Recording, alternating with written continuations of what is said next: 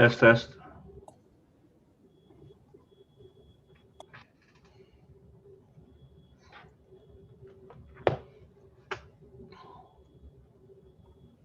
We're going mute right now, Jeff. We're live.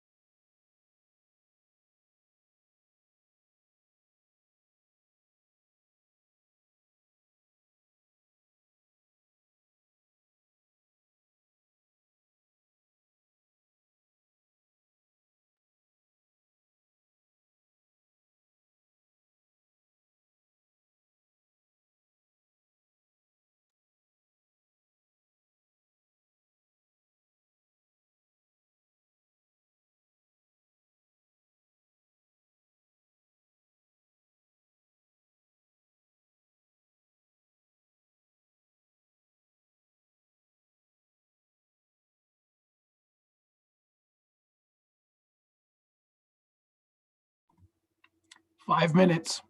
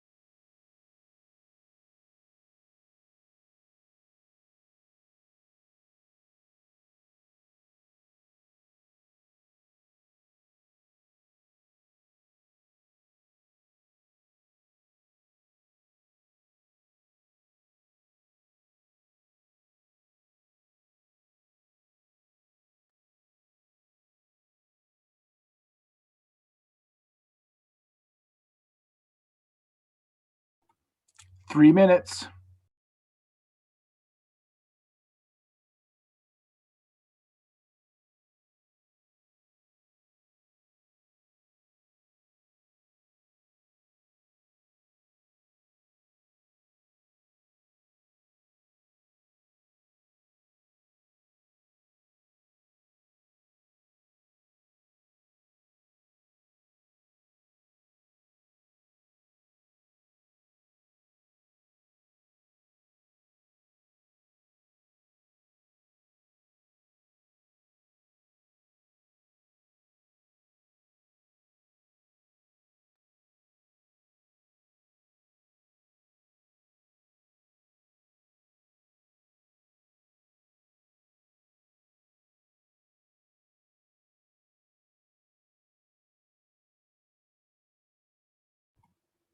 Two minutes.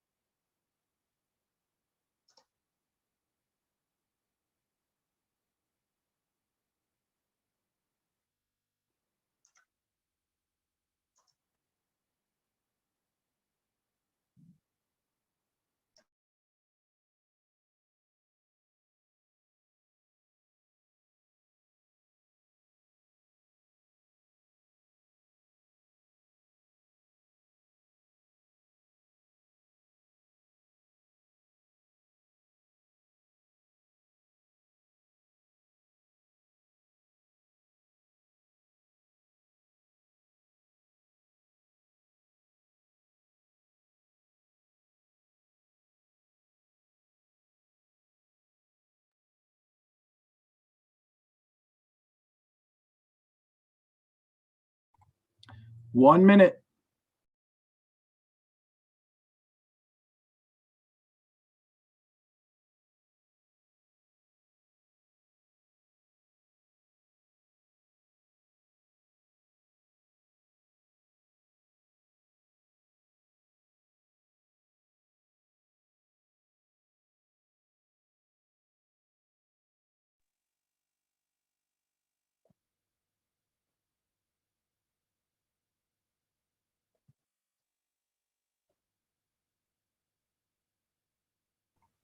Wade, if you want to go live with your camera.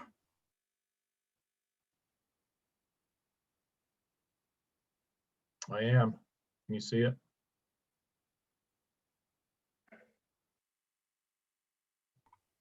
Not yet.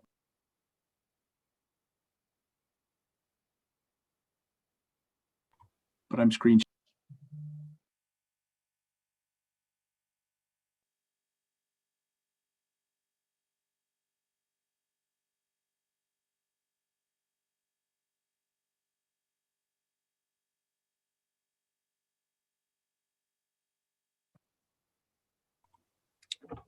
Go.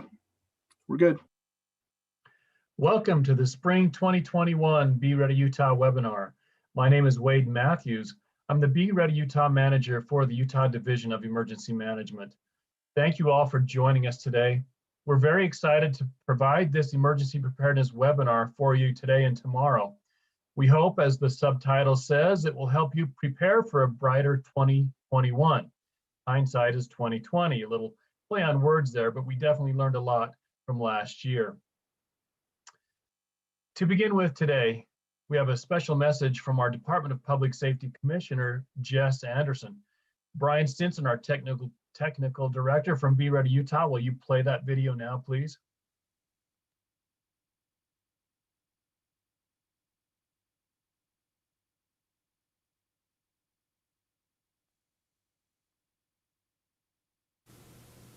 Hello, and welcome to the 2021 Spring Be Ready Utah webinar. I am glad to support such a great event meant to help people prepare for a brighter 2021. As the subtitle for this webinar suggests, as a state, we learned a lot from 2020 as we Brian, worked the wrong screen is showing. unprecedented and overwhelming year of disasters. But it was also a year of perseverance and accomplishment.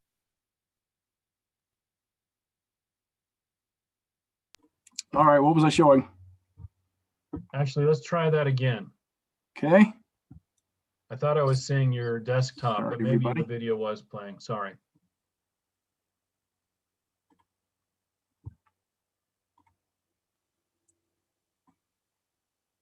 All right, sorry about the technical glitches here.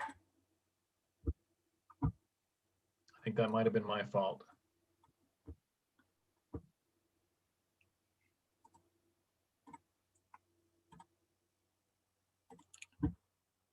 All right, we good? Yes. Here we go. Hello, and welcome to the 2021 Spring Be Ready Utah webinar. I am glad to support such a great event meant to help people prepare for a brighter 2021.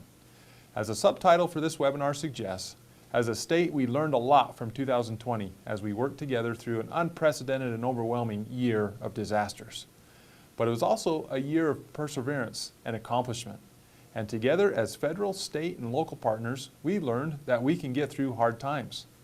As the Commissioner of the Utah Department of Public Safety, I saw firsthand how important it is to be ready for the many risks and hazards we face in our state.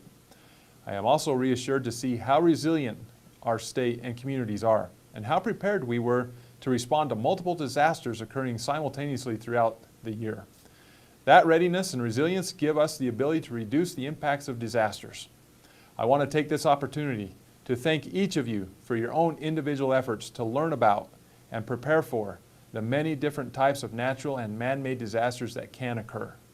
The more prepared we are individually, the better able to respond and recover we'll be as a community. I also appreciate the work of our webinar planners who have given of their time to make this happen. And I thank you, our presenters, who will share their expertise about preparedness. I'm sure you will all leave this event with a greater knowledge and a desire to take action towards preparedness. Our slogan and goal at the Utah Department of Public Safety is to keep Utah safe. That's a charge that we as a state and DPS take very seriously, and I ask each of you to join us in that objective. Have a wonderful conference, and thank you for joining us.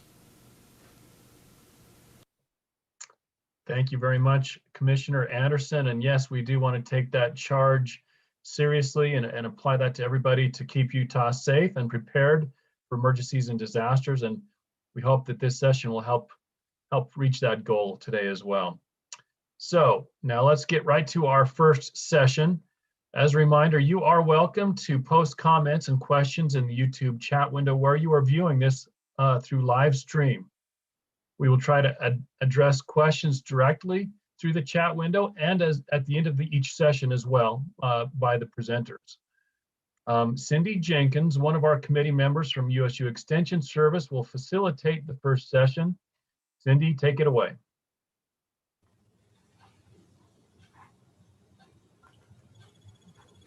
Hi, good afternoon. All right, I'm excited to be here and for all of you to be watching as well. And I'm going to be introducing our first speaker, April Litchford, who is a colleague of mine. So I'm really thrilled to introduce her. I've done some good work with her, and she is a wonderful person. And here's her bio. April Litchford is the Home and Community Extension Assistant Professor for Box Elder County, Utah. She's also a registered dietitian nutritionist with expertise in child nutrition, weight loss techniques, and diabetes education. Her extension work focuses on food and nutrition, health and wellness, and resource management programs. All right, take it away, April. Thanks, Cindy. So good to be here with everyone. I'm excited for this presentation and think it's so applicable to our state of our society right now. I'm so glad that there are so many that are willing to put time and effort to not only put a conference together, but to come and listen. So you might be wondering what makes me an expert on this kind of a topic. I don't really know if I'm an expert, except that I have been preparing and trying to keep my family and I ready for any kind of a disaster. And recently I have had children that have April, Yeah. just a second. I'm sorry. Can you click on display settings at the top and change your screen to presenting mode? Oh, yes. That work? Perfect. Thank you. Okay. Okay, now it's swapped though. My camera's on the wrong side. So if my eyes track, that's why I'm not ignoring you, okay? Recently, as I was saying, I've had children that have left my home and started to go to college, to university setting. And I've kind of thought about what do we do for them to be prepared while they're in a university setting, because they, share a dorm room with 6 other people. But I thought, they're still at least 35 minutes away from me in good times. What if it was a disaster time and they couldn't get home? How would they have food and the basics that they need? So we've done as a family some thinking about how to fit food storage and emergency preparedness into small spaces. And so I want to share with you today what I have learned about that. I'm also a registered dietitian nutritionist, so I will put in a little bit of information here and there about nutrition and why it's important that our food storage is not only adequate to provide calories, but also nutritious in scope. So the objectives today is to discuss why and how all households should be actively preparing for emergency situations, and to identify ways to begin preparing in urban spaces. And I call it urban spaces, but it is generally just spaces where you only have so much floor space, right? And you don't generally have land or outbuildings that you can use to store products in. So we're just talking about floor space within an apartment or a smaller space like that.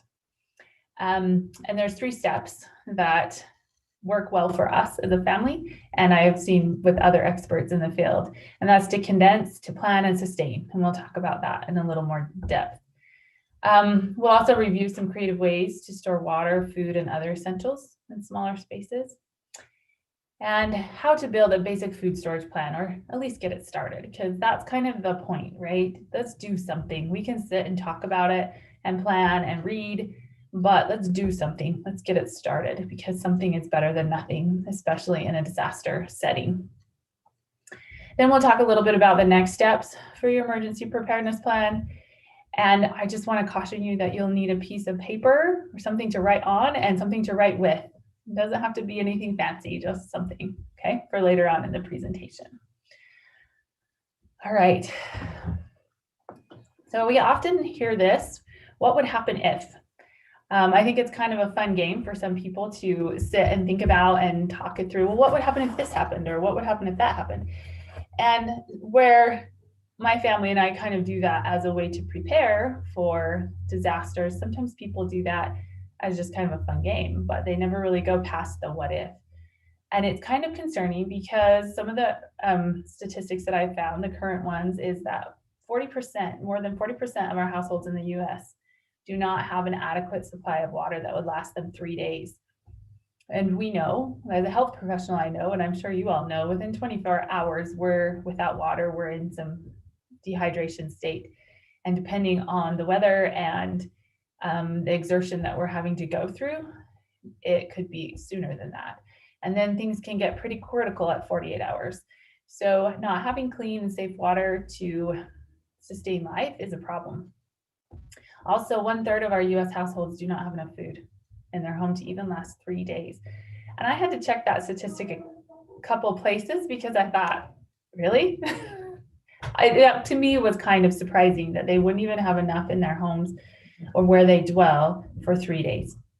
So concerning, and something to really kind of think about as we go along in this presentation. You may have more than 3 days, but what about those around you? And then households that experience food insecurity may have less than a day's total worth of food. Now, food insecurity, what that means is that these are individuals that struggle to keep enough food in their home on a regular basis, and they will miss meals daily, weekly, or monthly, depending on the state of their food insecurity. So it means they don't know how to, they can't physically, either because they don't have enough money or they don't have access to grocery stores or places to buy food. They can't get enough food to last them, even for a day, let alone a disaster situation, okay? And they're at more risk. So they may be out of food within one meal. And this came into really sharp focus for me last year as this pandemic came into play. I remember it was about, just a little earlier than this in the year, so mid-March. I remember the news talking about the pandemic and what was going to happen and how things were going down, and we're talking about a shutdown. And I thought, there's no way they're going to shut things down, my optimistic, not really wanting to deal with it self. But it was Thursday morning before they announced the schools were going to be closed and all non-essential businesses were going to be closed. And I just thought, well, I'm going to go to the grocery store and get a few things. And when I got to the grocery store, there was a few people in there buying. Some had some big carts, but the shelves were full. Didn't seem to be a big deal. Well, that evening they announced that the schools were shutting down and non-essential businesses were closing. And so I thought, well, now we better get in and see what we can get to last us through in case there's not food deliveries. And when I went into the grocery store, and this wasn't even, it might have been 24 hours, not quite. It looked like this. And this isn't in the grocery store shelves in my local grocery, but it was scary to me. I've never seen shelves this depleted that quickly. So in my area, it wasn't even 24 hours and there was pretty much no food left on the shelf, just specialty items and things that people don't generally choose. And as you all know, and probably saw, this stayed this way for at least 3 months before we saw shelves be pretty full. And there's still times I go to the grocery store and things are out and there's just none. I remember it took almost 9 months for ramen to be on the shelves again. So I don't know if that was your experience, but the things that were not coming into the stores and that were not on the shelves was interesting to watch and to see. And we were lucky because the truck lines were still open and we could still get shipments. May not get everything, but we could get something. So thinking about our experiences this last year should hopefully help inspire us to do better and to realize that quickly food is depleted. And if we don't have food, and the water, of course, was long gone by the time I got there Friday morning, we may be in some big trouble. And hopefully this is the kind of thing that people are thinking about and that we're thinking about, that we need to put the effort in, no matter how difficult it may seem, to get the food taken care of and the essentials ready. I also found this was really concerning to me because we're not always talking about a global pandemic when we're talking about, emergency preparedness. Sometimes it is a natural disaster or a storm that is going to shut our area down for 2-3 days, a week. And that could be really critical for people that don't even have a day's worth of food or clean water. This is an accounting of just the natural disasters and weather-related storms or disasters that cost $1 billion or more in the US. And typically these would mean that large areas were shut down for 3 to 4 days without shipments of water or food or emergency help. There were 22 in just 2020 alone. And this kind of sobered me a little bit because I thought, really, we had that many? And, I didn't hear about all of them because, we only hear some of the news, not all of the news, but look at this, 22 separate billion-dollar weather and climate disasters. And that's not earthquakes or other things like that. This is just weather-related ones that could and did definitely reduce services for areas. So I hope you'll understand from this presentation that it isn't just pandemics or massive earthquakes or, tsunamis that we're worried about. We're worried about storms that could happen and put us out of commission for a day or two and not be able to get people essentials. So what do we do? What do we do if you are limited in space and can't really seem to find a way forward?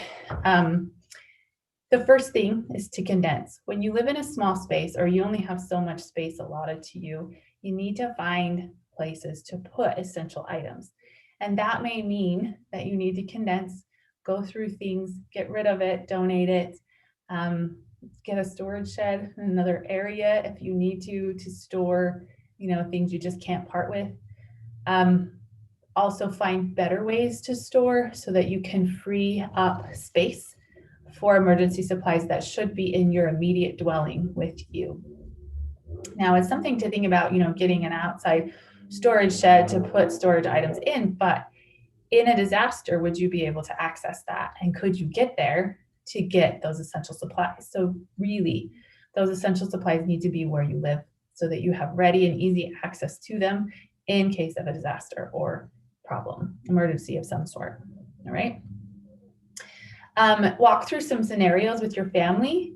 And as you're condensing and cleaning and finding drawers and cupboards and shelves to put emergency supplies on, walk through, if you had to get out fast, where would be the best central place to put the supplies that you would need? If you had to hunker down and, stay away from windows and you couldn't go near heating vents or things like that for whatever reason, where would you dwell? And how would you have the stuff close to you so that you could get to it in case of those kind of disasters? So once you condense and find the room and look for the things that you need, then let's start a plan. So whoever lives in your apartment with you or your dwelling with you, all of them together. So with my kids, I would encourage them, get your roommates together, talk to them, see what they have, know a plan. If there's a fire, where are we going? If there's an earthquake and this happens, how will it happen? Or if we get quarantined, what are we going to do? And that actually kind of happened to my kids in the fall. Whole apartments would get quarantined and they would come and put like this big strip of tape on their door, and they weren't allowed to open the door because if the tape was broken, then the university, I don't remember exactly what they would do, but there was some kind of monitoring of that seal. And then they would bring them meals and get it to them somehow. So it's kind of interesting. And so I was like, what are you going to do? If they quarantine you and now you're stuck for 2 weeks in your apartment, do you have enough food? Do you have enough toiletries? What could you do? So those kind of plans are essential. And then also with that plan was where we're going to start first, how we're going to start, what we're going to do. And then always with this, and I think this is where a lot of people get stuck, is we need a way to keep it going.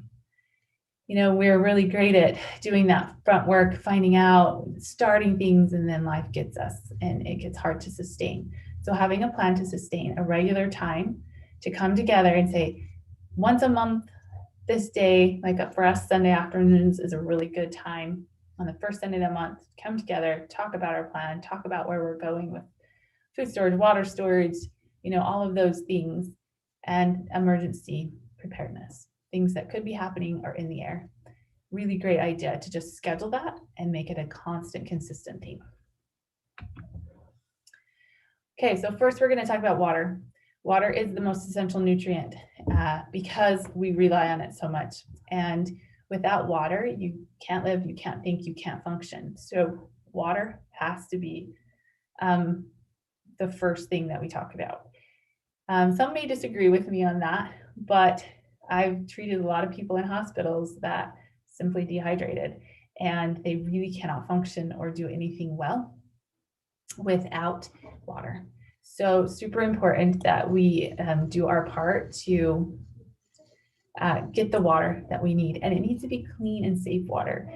Getting a disease like dysentery or something from unclean water, or something even worse, will just make us more dehydrated and more susceptible to worse diseases and even death. So thinking about this, do you have enough water in your residence for 72 hours? And in a small space, that may be all you could do is 72 hours. That would be a bare minimum of water, would be 1 gallon of water per person per day. So if you have 6 people in your apartment, you need to have 6 gallons times out by 3, right? So where are you going to store 18 gallons of water? And that's just bare minimum, right?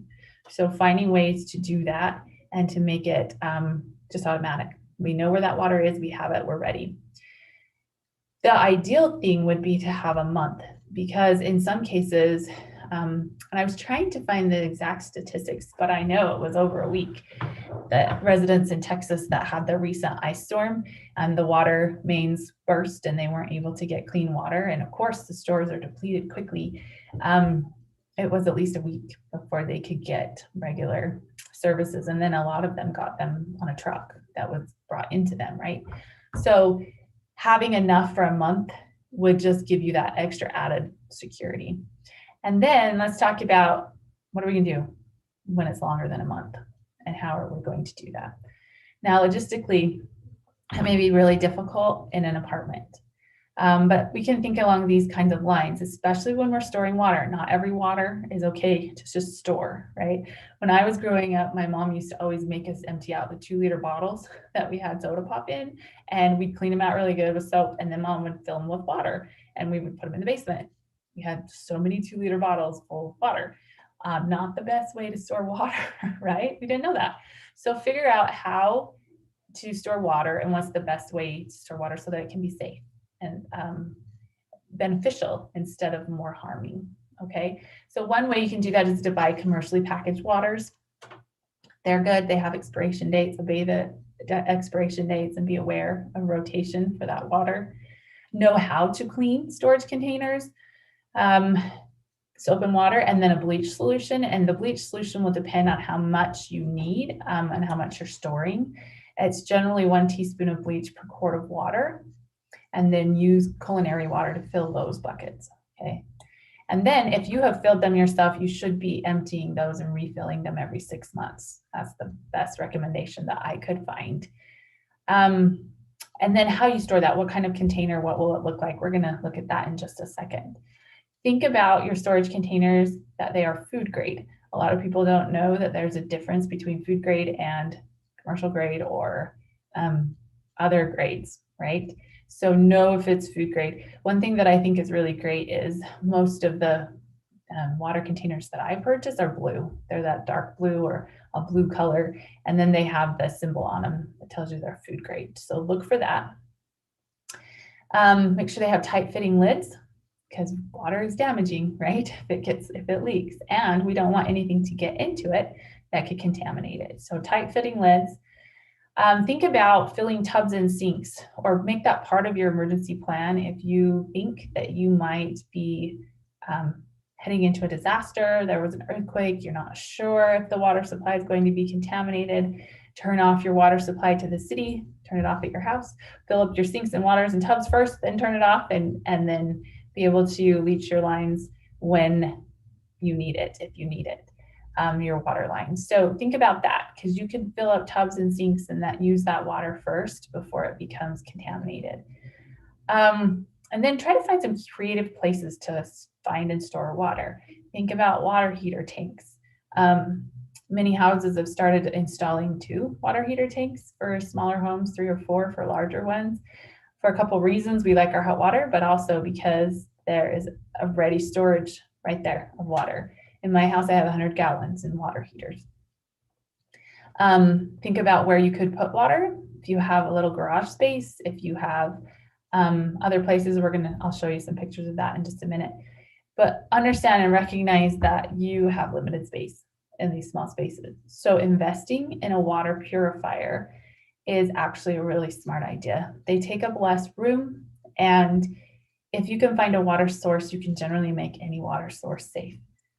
So having a water purifier, not the ones that we then put on the sink or that's coming through our fridge, but a water purifier that is slated to clean water that has not been culinary. Okay, they're a little bit different. So do your research and look for a water purifier. So some storage containers that I've seen and I think are actually pretty brilliant as these water bricks. They can be stacked and they can be made into any configuration. Like you can see this was made for some kids to play a castle in, and they're very sturdy. They lock together. They have really tight lids, so they can't let anything in. They hold about 3.5 gallons of water per brick. So you can see you can get quite a bit of water in these bricks. And I saw another picture where people had made a coffee table out of these. They'd stack the bricks and then put like a clear glass top on it. So this is a really great way to be creative and to have your water storage. These would fit under desks, other places, okay, that you could think of, on top of washer dryers, on top of cabinets. Another great idea too is these water dispensers. They could be a little pricey, but once you have them, they dispense without electricity. So it's a great way to keep your water safe and free from contaminants. Plus, they're 5-gallon tanks, right? And if you had 3 of them that you just stored away under like a cupboard or a table or something, 3 to 4 of them, you got 20 gallons of water, okay, that you could use. So this just might be a good habit, because then you're, changing them out regularly, using them in your home to drink water, and then you have safe water, at least for 3 days. The water bob is another really cool thing. If you see down here on the left, it's like a bladder, a plastic bladder that you can put in your tub, and you just fill it up with tub water and cap it, and it can hold sanitary for days. Okay, and there's a lot of gallons of water in those tubs. So they're not reusable, but hey, they'd be worth having on hand so that you can have it ready. You could also make under the bed, right? This would be a great place to put some water and keep it stored under that mattress. There's always enough room under those beds. We can clean them out and get all the stuff out from underneath them. My kids' beds, maybe not, but other beds in the house might be a great place. On the left is pictured some water filtration systems that you could have on hand. They don't take a lot of space. They can filter a good portion of water for quite a while. So I would know the gallons that they can filter, how much they can filter within a certain amount of time, and then know how many you would need for the people in your house. Okay? Some of them, there's some larger ones that you can get that will do gallons at a time, but it would just depend on your needs. Which filtration system you would want to use. I have life straws in my house and in our 72-hour kits, because they're pretty simple use, but they don't give you as long a life as some of these other filtration systems. So if you live in an area where people get shut down from their utilities more often, you may need something that will last longer. On the right, you'll see some containers that are used for storing water, all different kinds. One thing I would caution you on is the ability to move the water. Okay, we want to be careful not to get too big of barrels or things in small spaces that you're not able to move, so that you can drain them and you can transport them if you have to leave. Okay, and then the good old plastic water bottles. These are always great to have on hand because they're fast. You can throw them in a car, you can throw them in backpacks if you have to bug out fast. And they're sanitary, and you can use them, rotate them through. And plastic bottles aren't great for the environment, but for a 3-day supply might be a really great thing to have in your home. Okay, the second essential is food. Super necessary, right? We can go quite a few days without food, but we start to lose like our reasoning and our cognitive value after about 24 to 36 hours of no food or no calories. And from there, it just kind of degrades. We start to make bad choices, and things can just get bad for us when we're without food. So it's necessary to have food and to have enough calories to sustain critical processes in the body. So again, do we have enough for 3 days for a 72-hour cycle? Do we have enough to go from pay cycle to pay cycle? Okay, so that would generally be 2 weeks. For a lot of people, could be monthly, right? I like to think of it that way because, you know, if when you get paid is generally when we have the money to stock up or do extra. So could we go from pay cycle to pay cycle, and then a more long-term solution for food? Couple tips that I have for this, and this is after years of storing food and throwing some away, and then realizing, why did I store that? We never eat that. Store what you eat what you store. I've seen way too many people throwing massive amounts of money away because the food spoils. They had the food storage, they were all great, but it spoiled, right? And they didn't eat it. So food is not going to last forever. I remember during the Y2K shortage, or when it was changing to the year 2000, there was this big kind of hysteria that all the computers were going to crash. And so people were stocking and prepping. And that kind of dates me, kind of how old I am when I talk about Y2K. But I remember people were kind of hysterically buying up and buying strange things that they just never eat. And I had some family members that did that as well. And, you know, 5 years after Y2K, they're throwing a lot of stuff out because they bought too much, they didn't rotate it, they didn't use it, and now it's just a waste. Okay, so store what you eat, because then you're never wasting it. You're using it, and then have a system to rotate. So you bring new in, it goes to the back, however you do it, have a system so that you're never having to waste food or throw it away. And that's not the point of this. The point isn't to waste resources, it's to use resources and have them ready when we need them. All right, no shelf life. I get a lot of people asking me about this. I've just a lot of questions on shelf life and when should I throw the food away and when is it not good anymore? Well, as you all know, there are dates on foods, and some foods will have a best by date and some foods will have a sell by date. Those are different dates. One is what the store is willing to hold that food to a certain point. Still good, the manufacturer guarantees it's good, but they won't sell it anymore. Okay, and then it goes to the use by date, which is the second date or the later date. That's when the manufacturers are no longer guaranteeing that that food will be safe or nutritive. So know the dates, okay? Know where they're at, know how to find them, and then use that to rotate your system and to know how much you can store, right? That's another thing. Can you eat that much food of that kind in enough time before you have to throw it away? Okay. And again, stockpiling doesn't do you a whole lot of good if you're just gonna have to throw it away because you didn't use it. All right. So some foods, and I would say that for frozen and refrigerated foods as well. I have people say to me, oh, if it's in the freezer, it lasts forever. Not so. Okay. Not so. Know the dates and know those shelf lives. Because especially in a small area, you need to maximize your space, right? So you want to make sure that you're using what you're storing, because then it makes more sense to have food storage in your area, in your home, in your dwelling, okay? Also, don't rely on freezers and refrigerators. The USDA states that your refrigerator can keep food good and unspoiled for about 4 hours in a power outage. Now that may seem a little short, and it is a little short in my mind too, but I'm giving you the USDA's recommendation. Another thing you can do is to have a thermometer on hand, and I can even use those STEM kitchen thermometers that you see. You can stick that in your fridge as soon as the power goes out, kind of closer to the door, and then just monitor that temperature, right? If it's staying right around 32 to 38 degrees, then the food is good. Once it gets up into the 40-degree range, okay, then we need to start counting. And from that point, within 4 hours, you need to throw all that food away if you haven't restored power to that refrigerator.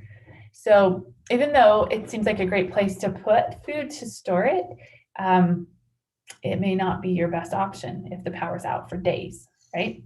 With frozen foods, you need to think about how long it's been in the freezer without power. Generally, you can go 24 to 48 hours, depending on how full your freezer is. But watch the food. If there's still ice crystals in it, then it's safe to eat, to cook and eat, but soon. Okay. So think about dry foodstuffs as well when you're thinking about storage. Okay. Look for foods that are on sale and purchase extra when you go grocery shopping. It really doesn't take you a lot more money to add 4 or 5 more cans or boxes to your grocery list and then store that extra. All right. And if you do that over time, pretty soon you're going to have a nice setup for your food storage. And then consider freeze-dried foods. They take less space. They can sit in a cupboard, a dark cupboard, for a lot longer than some of our shelf-stable foods. And in a small place, that might be your best bet for foods. You might try to keep at least, a month in your home. If you can fit it there, and you should be able to keep about a month. And then from there, you would have to use freeze-dried foods, which isn't a bad thing. It just may be the nature of where you're living at the time. But just recognize that with freeze-dried food, it takes water to reconstitute those foods. And even when you eat them, you need to have more. If you even eat them as a freeze-dried, not reconstituted, you need more water in your body to compensate for that. All right, so that's something to think about if you're going to use freeze-dried foods, is that you may need more water, okay? All right. Okay, so some creative ways to store. Like we said, start storing by extra at the grocery store. Learn how to preserve food. And yes, you can preserve food in a small kitchen in an apartment, okay? There's ways to do it. Container garden. You can find any spot that your landlord will let you, or the property owner will let you, or, decks, roofs, things of those kind of things. You can container garden. That's actually sustainable through disaster, right? So if you have a growing season and you can be in it, you can grow some food and you can preserve that food, right? So it gives you more say in what you're eating. And then look for creative storage space. So under the bed, right? We got lots of under the beds, under couches. There's great slide in and out shelf that goes right next to your refrigerator. Usually there's about this much of a gap, right? So you can pull that in and out. It's a great place to store things. Under decorative tables, over the door hangers on pantries or bathrooms or anywhere. You can get the ones like this that are like an actual, you can screw them into the door, or you can get ones that just hang over the door if you're not able to alter the walls and doors where you live. Remember to stack. Think about stacking. You have ways to go up. So if you have things in safe containers that stack and stay stable, that's a great way to store foods, especially in small spaces. And I thought this idea right here in the middle with the file folder caddy, that it fits canned foods great. So that might be a way to be able to maximize your space in a pantry or a countertop, especially for like college students. I thought that would be great for my kids, because most of them only have I think my son only has 2 shelves and 2 cupboards in his apartment. And so I thought we could do that. We could totally have cases of chili and stuff in his cupboards, easily accessible, and stack them in these kind of file folders. So 5 file folder cases. So it's something to think about. Okay, so then we're going to talk really quick. We have just about 10 minutes to finish up. So I thought we would talk about basic food storage list, how you get that started, and what should be included on it. People are always asking me that. Well, if I have to store something, what's the most important thing to store? Well, I'm going to tell you a balanced diet, right? And they're like, how do you do that? Well, we need to focus on a few things, but we need to try to avoid the mistake of what I see a lot of times. And I even saw this during the pandemic. People panicked and they started buying bags of flour and rice and oatmeal, which is great. We need that, right? Those are calories. They keep us alive. But if we're not focusing on the vitamins and minerals as well, then we're going to have problems down the line, because our vitamins and minerals are just as important as calories. And we don't get enough from those refined flours and grains to maintain life and the processes of the body. So We need proteins and fats, and I'm sorry, that fats should have been on a different line. So think about proteins and fats, freeze-dried meats, canned meats, canned and dried beans, those all work into proteins, fats, okay? And remember, fats are hard to store. They have to be used regularly because they can go rancid. But how can you store fats? What kind of fats are more sustainable? What do you use, right? Canned soups, vegetables, fruits. Cereals and starches tend to be what people go for first. They tend to go and grab that stuff and, oh, I'm good. But think about where we're going to get vitamins and minerals, right? We got to have them from fruits and vegetables as well. Sorry about the sirens. You can hear those. Dinner mixes. So those would be box mixes like hamburger helpers or tuna helpers. If you use those often, those are great to keep in storage and to have ready to use. Baking supplies. That was another thing that went really fast during the pandemic. Yeast, baking powder, baking soda, because flour just really by itself without a leavening isn't that great, right? Until you have time to make like a sourdough start or something. So think about that as well. And again, those go bad, right? So you got to be able to rotate those baking sodas and powders and things. They lose their active elements over time. Then I'm going to put a plug in for canned and dried beans. However, I tell people all the time, you should store canned and dried beans. Beans are an amazing plant food that has the ability to give us vitamins and minerals and protein and fat and carbohydrates. They're pretty amazing. We don't eat them enough in our society, and that's a problem because a lot of people don't know how to cook them either. So that's another thing that I always recommend is that you know how to cook what you store. It does you no good if you don't know how to use it. You know, and dry beans, they don't take up a lot of room. So they'd be great to store in small spaces, but you got to be able to use them, right? And use them on a regular basis. So this is a basic food storage list. So how do I get started? This seems super overwhelming to people. They're like, I gotta get proteins and fats and that. So this is where I have you start. So we're gonna take just a minute and go through this really fast. So get your piece of paper out and your pen and draw a grid kind of like this. So you're gonna have 3 columns, 3 rows. And then you're going to, sorry, that was great grammar. You're going to label the first one breakfast, the second one lunch, and the third one dinner. And this may seem really simple to people, but it helps us get that balanced eating and thinking about all of our meals through the day, okay? Now in the first box, I'm just gonna give you like 1 minute to write. Let's go to the dinner box first, okay? This is generally the hardest one because most of us eat the same thing for breakfast. We usually we're habits, we're creatures of habit, right? And we like the same thing for breakfast. So we'll get to that in a minute. It's going to be easier. And lunch is sometimes easier too. Dinners are always the ones like we need something different, more substantial, if that's how you run. Okay, that's the bigger meal of the day. So I'm just going to give you 1 minute and I want you to write down as many meals as you can think of that you know how to prepare, that you like to eat, that you can, shop for. Now you can't put in things like McDonald's or Taco Time, right? Because we're thinking disaster situation here. Those aren't going to be available. So things that you like to eat and could prepare. Okay. All right. So you got 1 minute. Go.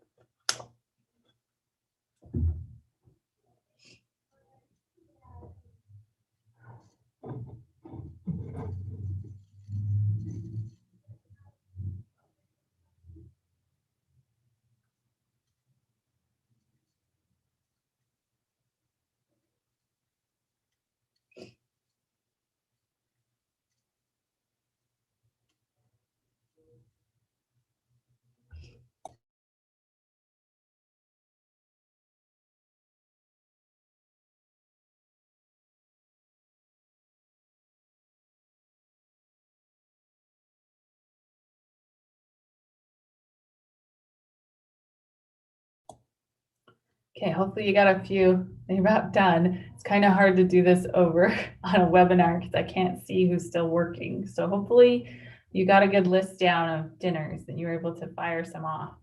If you're like, my kids are always like, what is that stuff we eat? What do we call it? So hopefully you had some good ideas. Okay, now I want you to look at your list. And I'm going to show you my example, but mine has like lunches and breakfast on it already. We're just going to go with, oops, hang on, my slide doesn't want to advance. Okay, so let's just look at the dinner one for now. So I wrote down all these different things, okay? Now I want you to just circle 7 of those, okay? Or we can even start with 2 or 3, okay? If this is a little overwhelming for you. So just, pick a couple of the meals and circle them. And then you're gonna go down in the second box and write down what you would need to make that meal. Right? So for spaghetti, you would need spaghetti noodles, spaghetti sauce, and hamburger. That's what my family puts in there. So marinara sauce and hamburger. Canned chicken for the chicken salad, almonds, mayonnaise, frozen dough, or flour to make dough, right? Now, those are the kinds of things I would need. Those are the ingredients, some of the ingredients I would need to make those meals. And if I was going to go to the grocery store and buy that, I would buy one of all those probably, right? So in this sense, what you're going to do is you're going to buy double, everything that you need but twice, and then put it in the storage. And if you do this, you have 7 that you start with this week. And if you can't afford to do all of that in 1 week, you just pick a couple meals to do that with and get those in your pantries or in your cupboards, okay? And then build out from there. But if you were able to do 7 dinners a week, then you have a month's worth of dinners in your cupboard, right?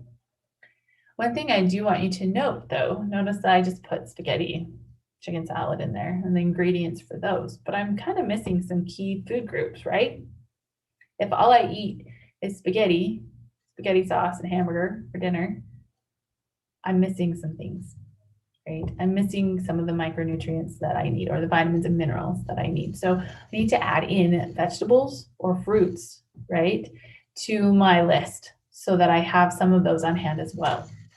So spaghetti goes really good with green beans. So let's add 4 cans of green beans to that list so that we're getting a more balanced meal, right?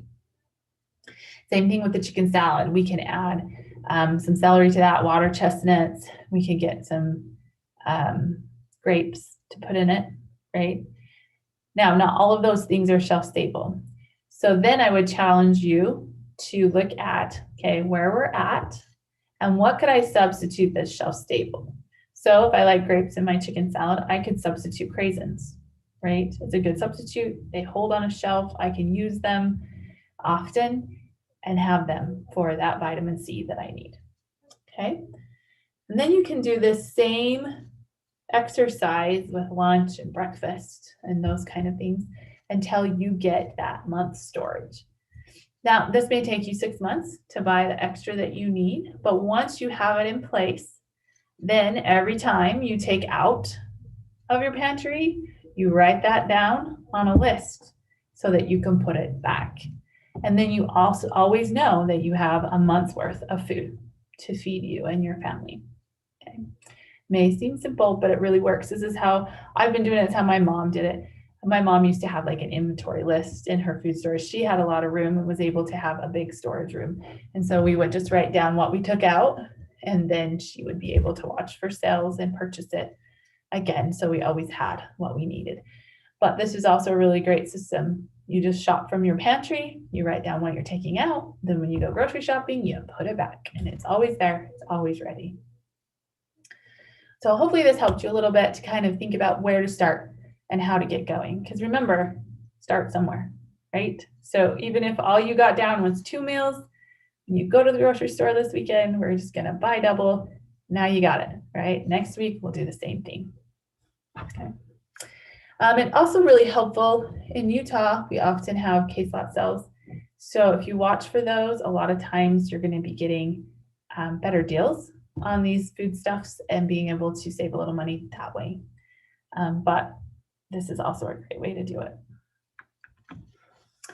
All right, so quickly, I can't remember exactly what I'm supposed to be done. So if I start going over, I thought it was 10 to. So I'll just run through these really quick and then we'll have some time for questions. But if you need me to stop, just interrupt me and I can stop. So some other essentials are bug out bags or 72-hour kits.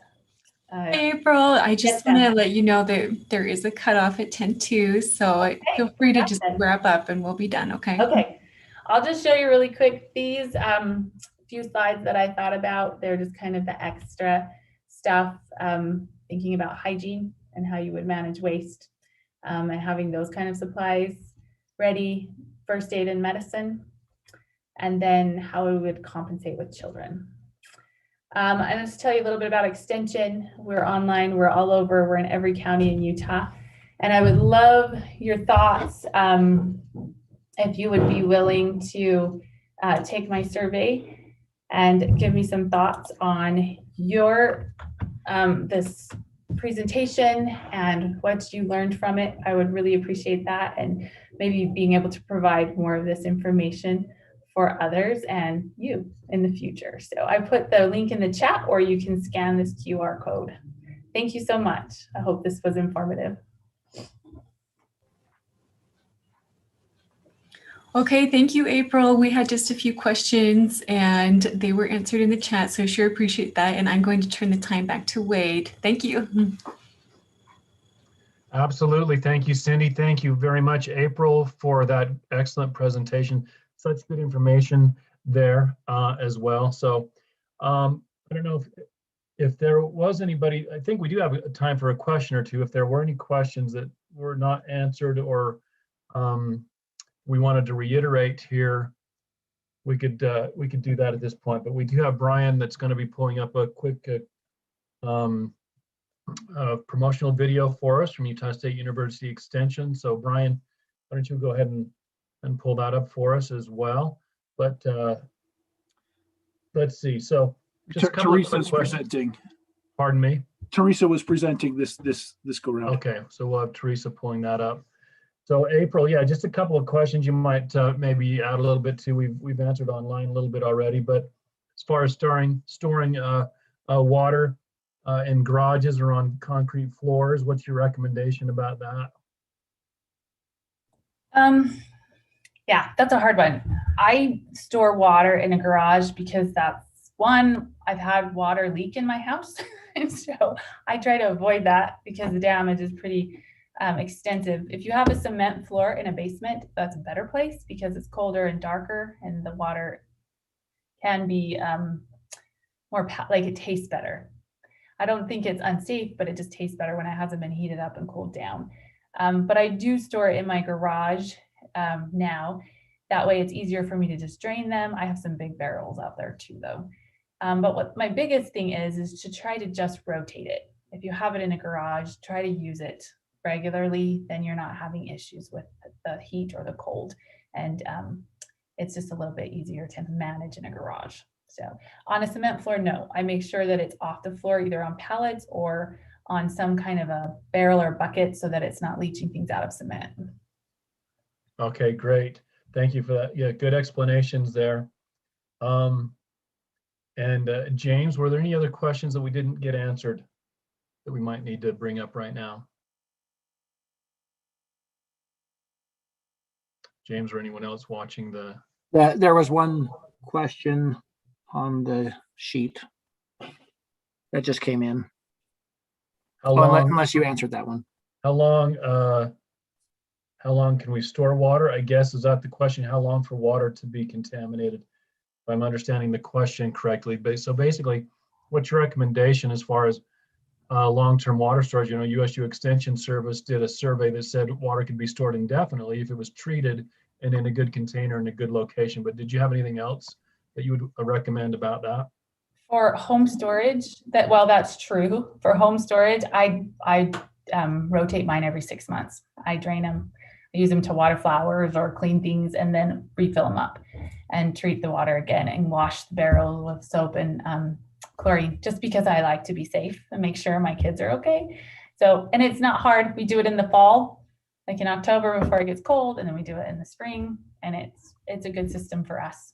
So, and then you can watch expiration dates on commercially packaged waters and just use those before the dates expire. Okay, thank you very much, April. Teresa, if you have that video ready to go, you can bring up your screen and share that video. So we have a promotion here as we take a break here for about 5 minutes. We'll be back at the top of the hour again at 2 o'clock, starting our next session, but we have a quick promotion for you here, and then we'll see you back at 2 o'clock, right here at this same location.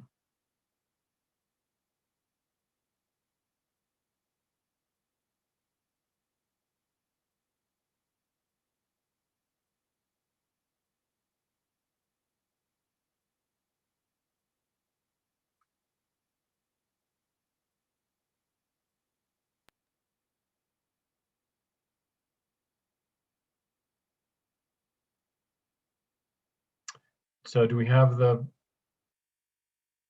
USU promotion? No.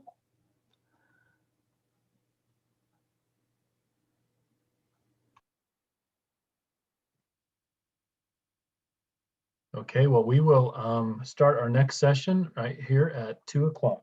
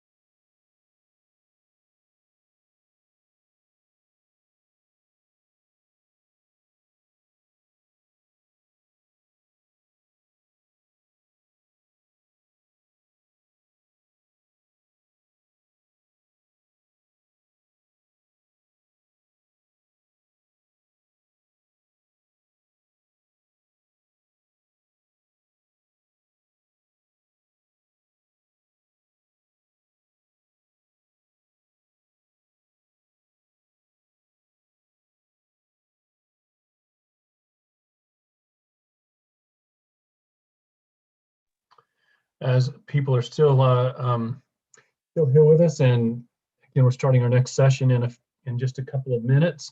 Please take a moment to complete the session survey, and the link should be in the chat window there on the YouTube live stream. There should be a link there to complete the survey for that session that we just completed.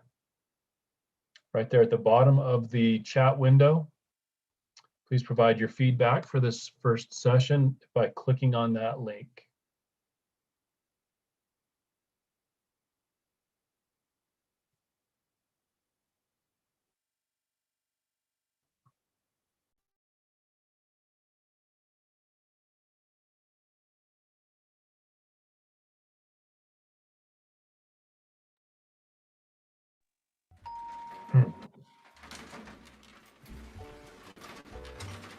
Hey Ken, Hey, how was your weekend? it was good. I mowed the lawn and watched the game. You? I filled my emergency water storage containers with water. I found out if you're using city tap water, it's already treated and ready for long-term storage. You don't have to add anything to it. Huh. I should do that.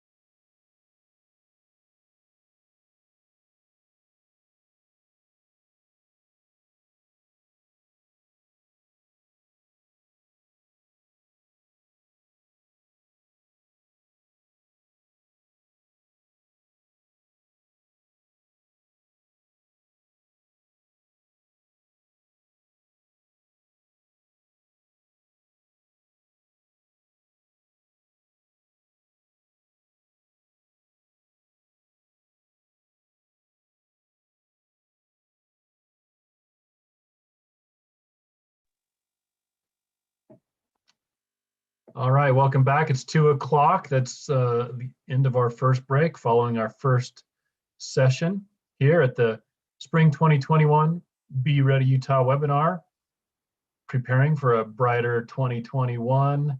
Hindsight is 2020. That's our title there this year, this spring. And again, it's just, by being prepared, we will be better off. And we learned a lot from 2020 that we can apply to this coming year, 2021. So again, as a reminder, please utilize the chat window on the YouTube channel where you're watching this webinar live stream. And we're monitoring the chat window there for questions and comments. And we will try to identify some questions as well that may be answered live by our presenter. And so we'll, to begin our next session, I'll just turn back to Cindy Jenkins from our planning team to introduce our presenter. Go ahead, Cindy. Hi, okay. We will be hearing from April again. And just in case you weren't with us last time, I'm going to go ahead and introduce her one more time. April is a friend and colleague, and she is the Home and Community Extension Assistant Professor for Box Elder County, Utah. She's also a registered dietitian, nutritionist with expertise in child nutrition, weight loss techniques, and diabetes education. Her extension work focuses on food and nutrition, health and wellness, and resource management programs. All right. Thank you, April. We're excited to hear from you one more time. Thanks, Cindy. I'm excited to be here, and I had fun with my last topic, but this one is probably my favorite topic because it's going to talk a little bit more about health and wellness. So I'm going to share my screen, and please let me know if I need to be in a different display setting. Okay, I think we're good. All right, if we could just take 1 minute and have you fill out this poll really quick. We're going to refer back to it later on in our presentation. So you can do one of two ways. You can scan this QR code with a phone or a device, or you can go to menti.com and enter this code. So I'm just going to give you just 1 minute to do that. Thank you.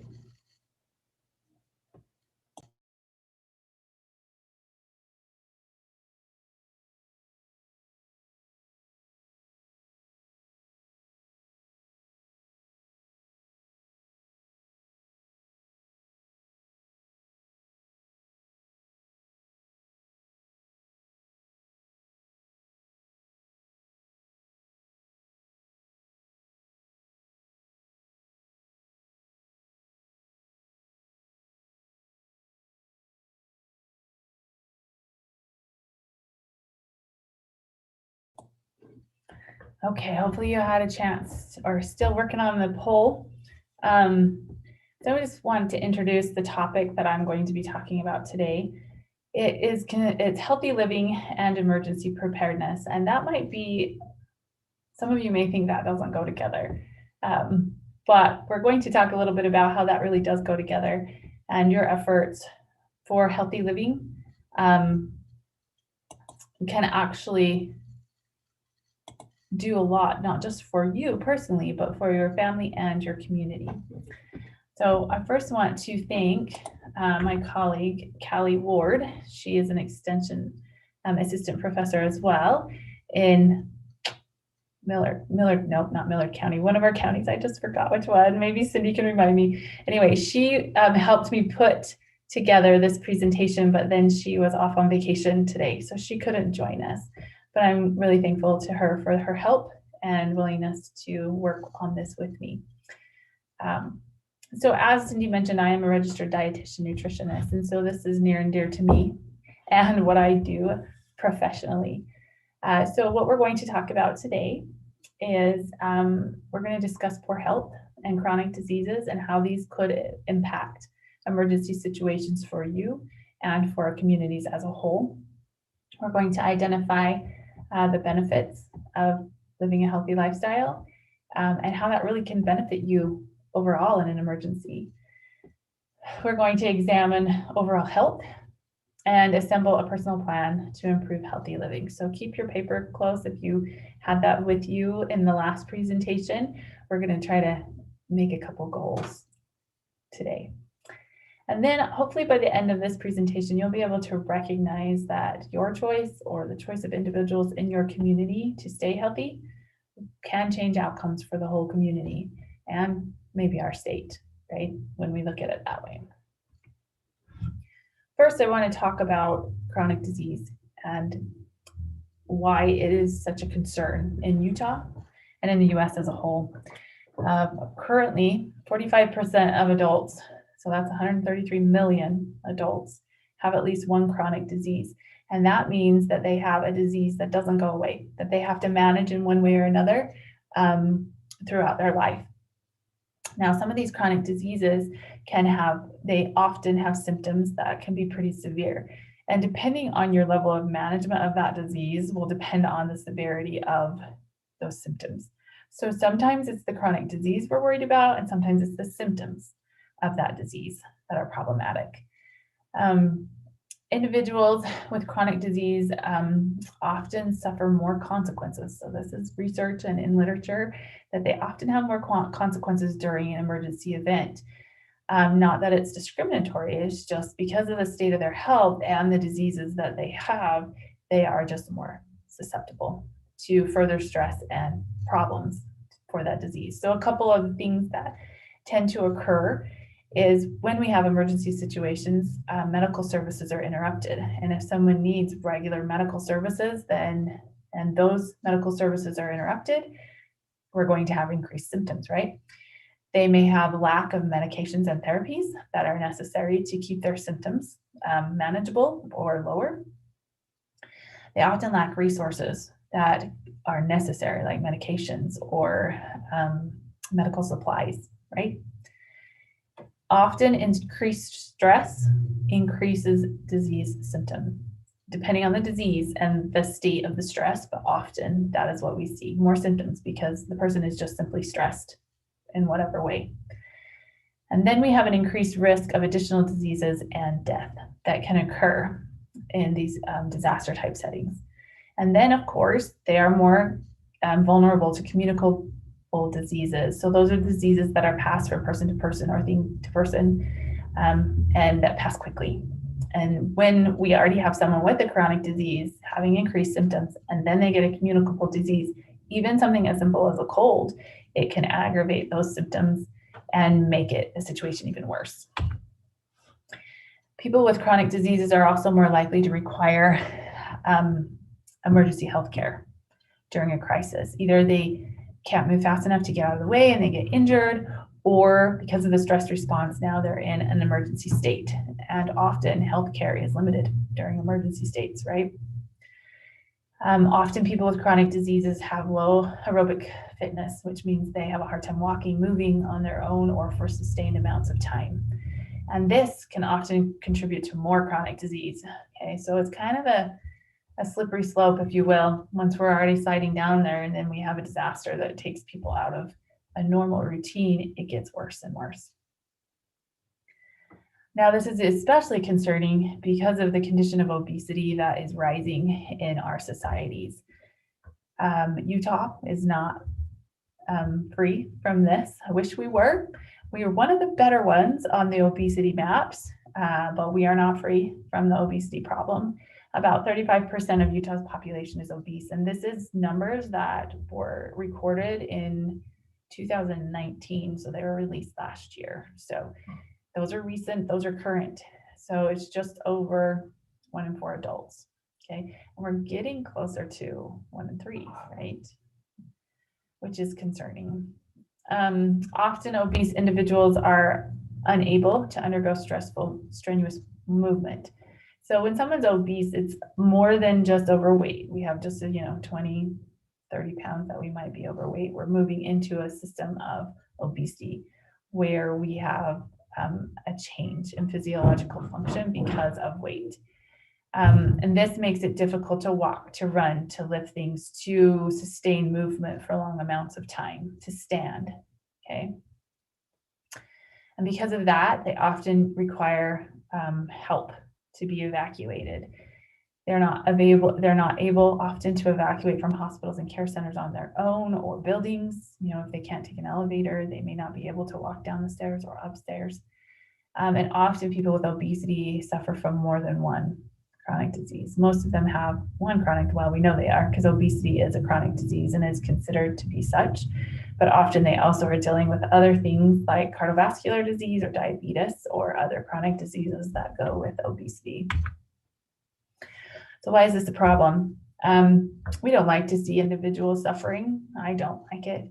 And so it's a problem in and of itself that we have chronic disease and we have obesity on the rise in our society. But even more than that, during an emergency, people with chronic diseases require more resources. They require more people to move them in some cases, or to treat them, or to take care of their needs. They require transportation that is sometimes skilled or need certain apparatuses to transport them, lift them, move them. They require medications, and that sometimes we can't get. And the list goes on. So in an emergency response, chronic disease becomes a really big problem. They often require a higher level of skill. So for example, we have an individual that needs dialysis because their kidneys no longer function. If we can't get them to dialysis, they will not be able to survive within 4 to 5 days. They're in a pretty bad state and they're dying. So sometimes they gotta have that. Sometimes we will need lifts or elevators or electric wheelchairs to try to get them out of buildings or to shelters, and those may not be available depending on power and other things. And these individuals put caregivers and emergency responders in harm's way. I know it's their job, and we all know it's their job, but you know, when an individual can't move themselves and there's not enough manpower and equipment, what do? Who stays? And I actually read some pretty heartbreaking articles on this, and it's a problem, because what do we do if we have to evacuate people and we can't move someone because there's just simply no way to do it? Do we abandon them? And it's a hard subject to talk about, but something to be discussed, especially in the community planning and emergency resources, is how can we make sure this doesn't happen, that we have to abandon someone because of chronic health issues. So probably one of the biggest things that we need to do as individuals is to monitor and manage our own health, and be responsible and do everything we possibly can to mitigate the effects of chronic disease. Sometimes we can't control it, and it's just going to be what it is. But sometimes the things we do and the way we respond to our diseases or the situations in our life can change how the response is overall. So I'm just curious. I'm going to get out of this and look at the results of your survey that you did. Okay. So I'm going to start this, and then I'm going to, okay, I'm going to share my screen and show you the results of our survey. All right, so this is what you said. What grade would you give your current overall health? It's not bad. It's B range. Most of us say, yeah, pretty good, right? You got a few that are in the not so great range, and then some that are in the I need some help range, right? And some of that may be out of our control. Sometimes it just is, right? We do our best, but sometimes it's out of our control. So then the next question was, what's one thing that you can do to improve your overall health? And if you look at this, the bigger the word, more often it was entered into the survey. So what is the biggest one we see right off? Good old exercise, right? And I think all of us have that in the back of our minds. We could do more. We could do more. Be more active, be more fit, be more capable, right? And that's true of, I don't care what age group you are. We could all do more, right? And some of us, maybe we do a little too much. We need to back off. But for the most of us, I think we could all do more. move more, because we just live in a society where we don't move. And it makes it really difficult to make that a part of our life and our daily habits. Another thing that I think is really interesting is weight is a problem. We know we carry too much weight. And again, there's a lot of environmental issues, lifestyles, just the fact that everything is automated and we just sit, right? It's so hard to change that. And I recognize that. I've counseled many, many, many people in trying to lose weight and to change, behaviors. And it's not an easy thing to do. So, and then eating better, definitely, that's a really good one. Diet, okay, that can be stressful on people. Drink more water. I like to have active and activity. Look at this one. This one's interesting, but I think a lot of you recognize and know that sleep is critical, right? I like plant. Okay, good. All right, so you guys did great. And this is very telling and very indicative of society. This is what I see in my other classes that I teach. Most people they know this is where we need to go, and then let's try to help them get there, right? Okay.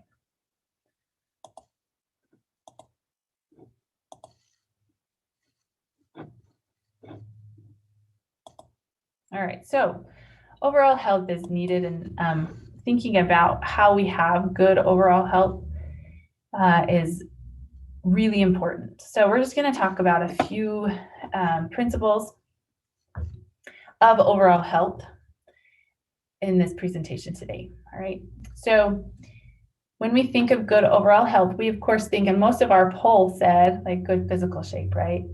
Eating well, moving, being physically active, drinking our water. But have you ever pondered over having your proper vaccinations? That's also a good health practice. Or knowing where and how to get the right clinical and medical services that you need to manage your diseases or your health in general.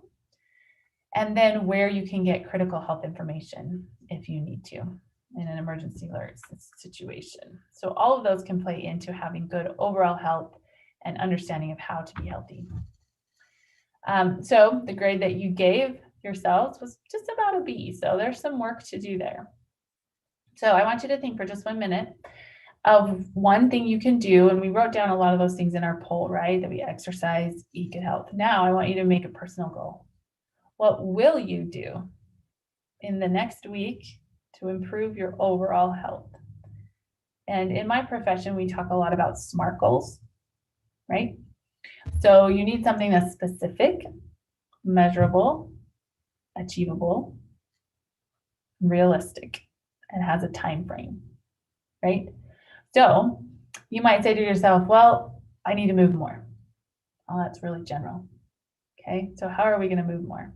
How about this? I am going to walk for 10 minutes every night when I get home from work. I'm going to walk down the lane and over to the walking trail and around the walking trail 2 times and then come home. That's pretty specific, right? Every day, I'm going to come home, put my stuff down, and go walk before I sit down. Okay, so that would be a specific goal, a SMART goal that you could track every day and you would be able to know, am I doing it? Am I not doing it? Right? Okay, so hopefully you have that goal down. Some action items I thought up, if you're kind of having a hard time thinking of a goal, is to sit down with your family or as an individual and make a plan. Where are you going to start? Okay, that may be your goal. I'm going to make a plan for health this week, and this is the day I'm going to do it, and this is how long I'm going to spend doing it. So make the plan. Know how to manage your chronic disease or that of a family member. All right, if you're in direct contact with a family member that needs insulin, they need heart medication, they need specific therapies to stay healthy, know how to manage that. And if you don't, have a conversation and talk to doctors and figure out how to manage it. Figure out how to get a 1 month supply of medication or to have access to services even in emergency. Have discussions with your doctor on how could I get syringes? How could I get this medication? How long can I store this medication? And figure out how to get an extra supply of that. Get an emergency alert bracelet and wear it. Right? If you have a disease that paramedics would need to know right off that you have that, it would be amazingly helpful for you to wear one or some kind of identification that says, this is what I have, so that they can treat you. And then in like more of a community setting, it would be amazing to have a map of those chronic diseases so that we know who is going to need help and when and how quickly. So for example, in my neighborhood, there was a lady that was on oxygen continuously, and she used an oxygen pump that took electricity. So whenever the power would go out, there was the danger that she would be asleep and the pump would go out and she would die because she would know. So my father-in-law lives by me, and he was on call. As soon as the power went out, he was down at her house with a generator to make sure it was hooked up. So that's one thing that you can do to ensure that people have what they need in those kind of situations, especially if they can't provide it themselves. All right, hopefully you have your action item down, okay? Make sure you keep that goal, that you can write it in like a nicer way and post it somewhere where you'll see it every day, okay? So one of these things, goals are great, but if we're not seeing them and working on them and remembering them, they don't do us any good, right? So let's post it somewhere. Let's have it so that we can see and remember. Okay, so the next point we're going to talk about is your healthy living choices. This can be really long and in-depth. I teach a semester-long course to students on this. So it's hard to talk about in just a few slides, but there are 4 essentials, 4 essential habits that will be most beneficial to you and are a great place to start. I would start here, and then if you need more information, find a class near you. And if you don't have one near you, talk to your extension agent, okay? Your home and community extension agent, and maybe we can get a class going. Yeah, request. We would love to be able to do something like that. All right, so here are a couple of things that can help you start and become healthy and stay healthy. So first, drink water. Super necessary. Just like if you were in the last one, we talked about how essential water is, and that is true. Drinking water consistently over the day is necessary to keep the body functioning at its optimum. If you are not drinking enough water, you are not functioning at your optimum and your health is reduced. This is particularly difficult for individuals who are older. As you get older, you start to lose your sense of thirst. I don't know exactly why that is, but it's a physiological change that occurs. So we don't know that we are getting dehydrated and we don't drink enough. So a lot of times I will tell people to set an alarm, okay? Know that you're drinking something at least every hour, right? And you can use alarms on your little watches, on your phones. You can take a water bottle with you wherever you go to help you remember, but necessary, okay? There's a pretty quick rule, drink 8 ounces of water a day, but that's really bare minimum. If you're active or out in the elements a lot, you have a bigger body, you're going to need more water. All right, so 8 ounces of water is, that's 64 ounces or 125 ounces, but that's bare minimum, okay? So take into consideration heat, activity, and those kind of things, and increase the water for those as well. But getting to where you drink 8 ounces of water a day is a great start, okay? It's a great start, somewhere to start. Eat your fruits and veggies. The recommendation is that you have at least 5 fruits or veggies every day. Now, technically, that should be 5 fruits and veggies every day, but the recommendation is sitting at 5 fruits or veggies a day, okay? So you need a serving often throughout the day. Being active is another way to really help that health increase and grow. And then get a good night's sleep. So you had that in our poll. You guys already know that's really important.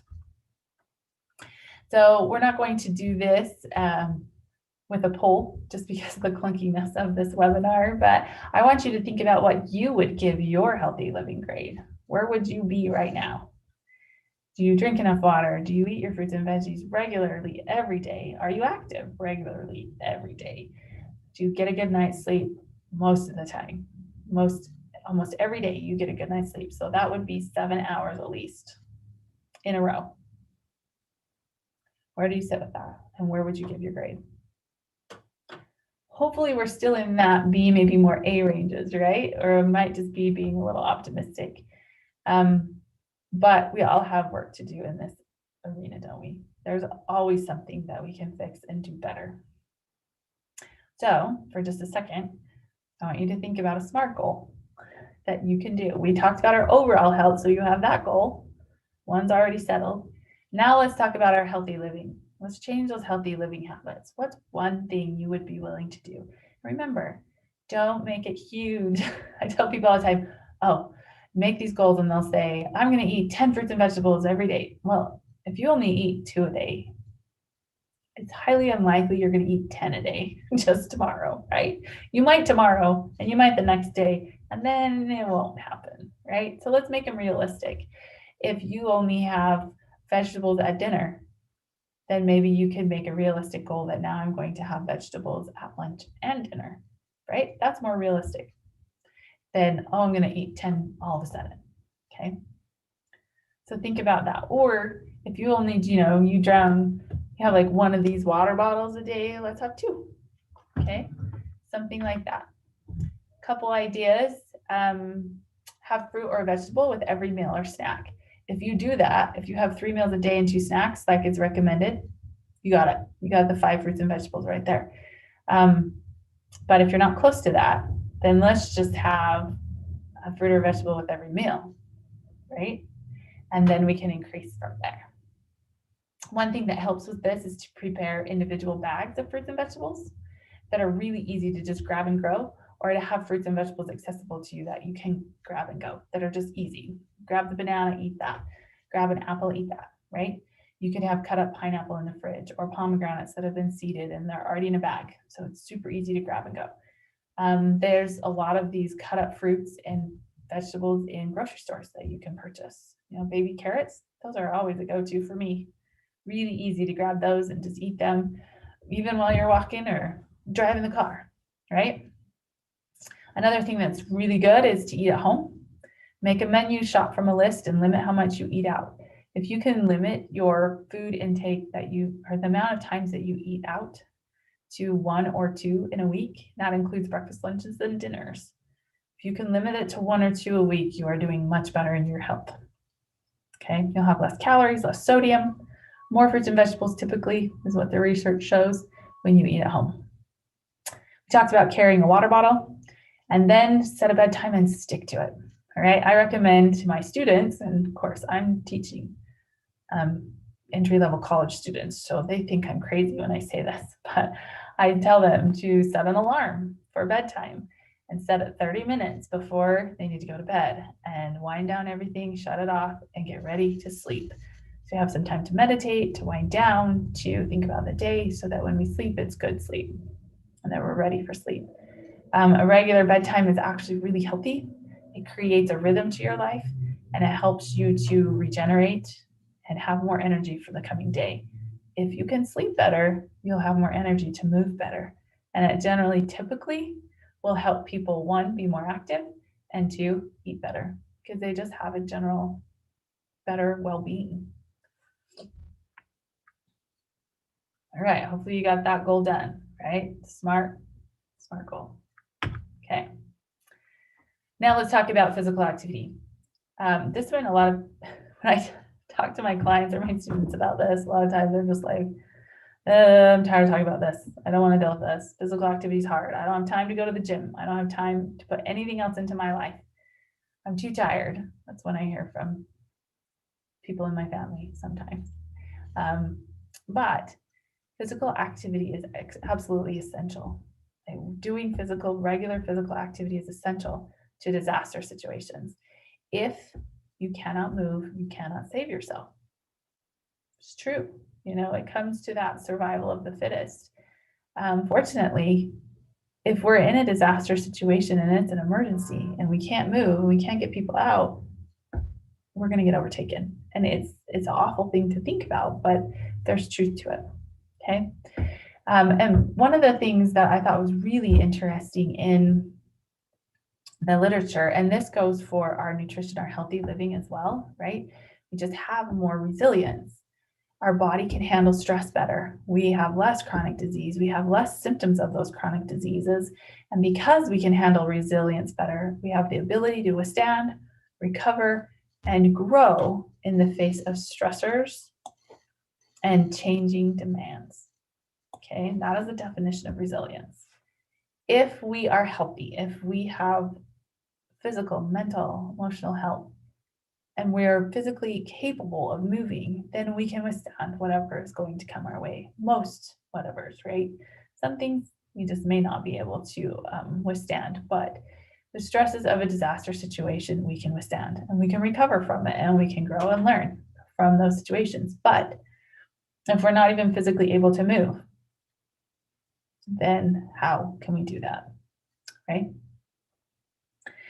Individuals who are physically active also have less stress response than individuals who are not physically fit, or who are, I said that wrong. Individuals who do not move have, I'm saying this backwards. You can tell I've been presenting way too long. So people that are physically fit have less stress response. That means their body goes through less stress because they kind of stress it every day when they go and do exercising and lifting and those kind of things, right? And it also reduces the mental and the mental stress that they get because they are used to pushing themselves past comfort zones, past comfort points, right? All right, so it becomes easier for them to handle situations that are not ideal. They have improved mood and lower anxiety, and that is really important when we're talking about disaster situations, right? Reducing anxiety, reducing that stress response is so important, because then we can respond, we can think critically, we can find logical solutions to the problem. And then because they're physically active, and I would say also if you have good nutrition and hydration, you are less likely to be ill and contract communicable diseases, right? Like we talked about chronic disease, people with chronic disease have more likelihood that they will get those communicable diseases. We know that people that are physically active and healthy with enough nutrients in their bodies don't get as ill. It's supported by research. So how do we do this? This can be daunting, right? This might be one of the hardest physical habits or healthy habits to change. It's the moving part of it. But first, build your habit. Remember, we are where we are, right? And we can only change that by moving upwards. So first, build your habit. Plan. Think about how you're going to do that, and then plan. Assess your fitness level and be honest about this. How far can you walk? Can you walk a mile? Can you walk half a mile? Can you walk to the mailbox and back? That's all you can do. That's a starting point, right? Then we can start low and start to progress. So if I can only walk to the mailbox once, then I'm going to try to walk there twice. By the end of the week, I'm going to be able to walk to the mailbox and back twice. Or I'm going to be able to go up and down the stairs one time by the end of the week or by the end of the month, right? And then we'll just build on that. And the key to this is that you're building, you're progressing, you're going upward, right? And build activity into your daily routine. This is something that will make you more successful. We'll talk about how you can do that. And do what you enjoy. I'm by no means telling you you have to go get a gym membership and get up at 5 in the morning so that you can go sweat with a whole bunch of other people for an hour. That's not what I said. People hear that and then automatically will say, oh, I can't do it. I don't have a gym by me. I don't have time. I'm not saying that. In fact, I don't like to go to gyms. If you like gyms, that's great. Go to the gym. But if you don't like gyms, there's so many other ways to do exercise and be physically active. So be creative. Do things you want to do. And do it in a time frame that works for you. So I teach my students and my clients, and I'm teaching you the rule of 10. All right. The recommendation is that we get about 150 to 300 hours of physical activity a week. All right. That would be about 40 minutes a day. So 30 to 40 minutes a day of physical activity. But research is also showing that you do not have to do it all at once. It doesn't have to be sustained exercise to have benefit. So you can do it in 10-minute increments. So the rule of 10 minutes, 4 times a day, something, right? So you've been sitting at your computer for 3 hours working and it's time, get up and move. Well, let's go walk up and down the stairs for 10 minutes. Or let's go take a walk around the block for 10 minutes. Doesn't take that long. It's not that difficult. And we can do that. Or you can turn on a YouTube video because a lot of us are still working from home, right? And do that 10-minute workout video on YouTube. Not going to get them very sweaty. It's not going to really mess up the day. And you've been active, okay? And also 10,000 steps a day. If you have a way to count steps, this is a great way for a lot of people to be able to keep track of where they're at and how active they are being. If you like to hike, go hiking. If you like to run a jog, find ways to do that a few times a week, and then find other ways during the week if you don't have time to go run a jog to just get in 10 minutes. Park way far out in the Walmart parking lot, okay? And then make sure that you walk around Walmart twice while you're in there, right? So let's take a minute and have you grade your physical fitness. What would you give yourself? A, B, C, or D? Some of us are pretty good at this and might get that A because they've learned the value and the benefit of it. But I would suspect most of us have improvement. I have improvement to make. I do. And I try to keep plugging away at that and making some improvement. Okay, so once you got your grade down, now you got to think about your goal. Where do you want it to be? And think about something you could do that you enjoy, right? We don't want this to be torture or miserable. We want to use our bodies and enjoy what they can do. So think about a SMART goal that's related to that. Something you enjoy, something that would be effective. So I have some ideas. So you can take the stairs, like I said, especially if you work in a bigger office building and there's 4 or 5 flights of stairs. Walk up to the roof, walk to the basement, and walk back to your floor. There you go. Sit on an extra size ball instead of a chair. You'll be surprised how much coordination that takes. And if you're sharing an office, it might be scary to your office mate, but just warn them because sometimes I fall off. Get up and dance. There's so many music things. My husband found a 80s loop on TV, so he can turn those on and just, you can turn that on and do some break dancing for 10 minutes. Play tags with your children or grandchildren, doesn't have to be like really intense tag, like you have to run everywhere. You just fast walk, right? Play tag. Set a timer, and every 2 hours, get up and move. If you can move for 10 minutes, do that. You figure by the end of the workday, you've already gotten in at least three sets of 10 minutes. And so when you get home, just 10-minute walk and you're good. Properly lift household items like jugs of milk, bags of flour, a child. In fact, it's really fun to dance with a child if you have one that you can do that with. Then you're getting in 10 minutes of workout, having fun and bonding at the same time. Work in the yard. This time of year, we're probably all needing to get out there. So get out there, work in the yard, weed, change something, dig a hole, do something. I love to dig in the dirt. It's just so therapeutic.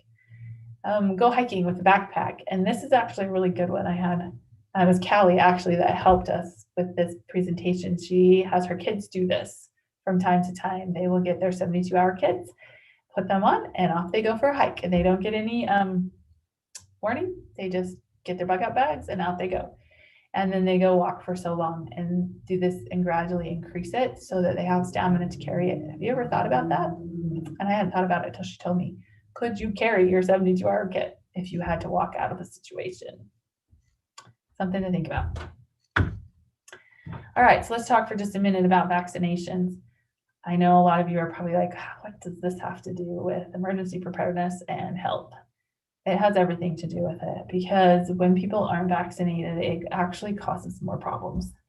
When we talk about chronic disease causing more problem and a draw on resources, this also can be a problem because often when we are in a disaster situation, we have more contact with people. We're in shelters or we're in bigger groups trying to find ways to survive and help each other. And so we're going to have more contact with communicable diseases and diseases that spread from person to person. So vaccines are actually a really good preventative measure to help really awful diseases from spreading in our groups. And they really are a blessing because years ago, diphtheria used to take thousands of children.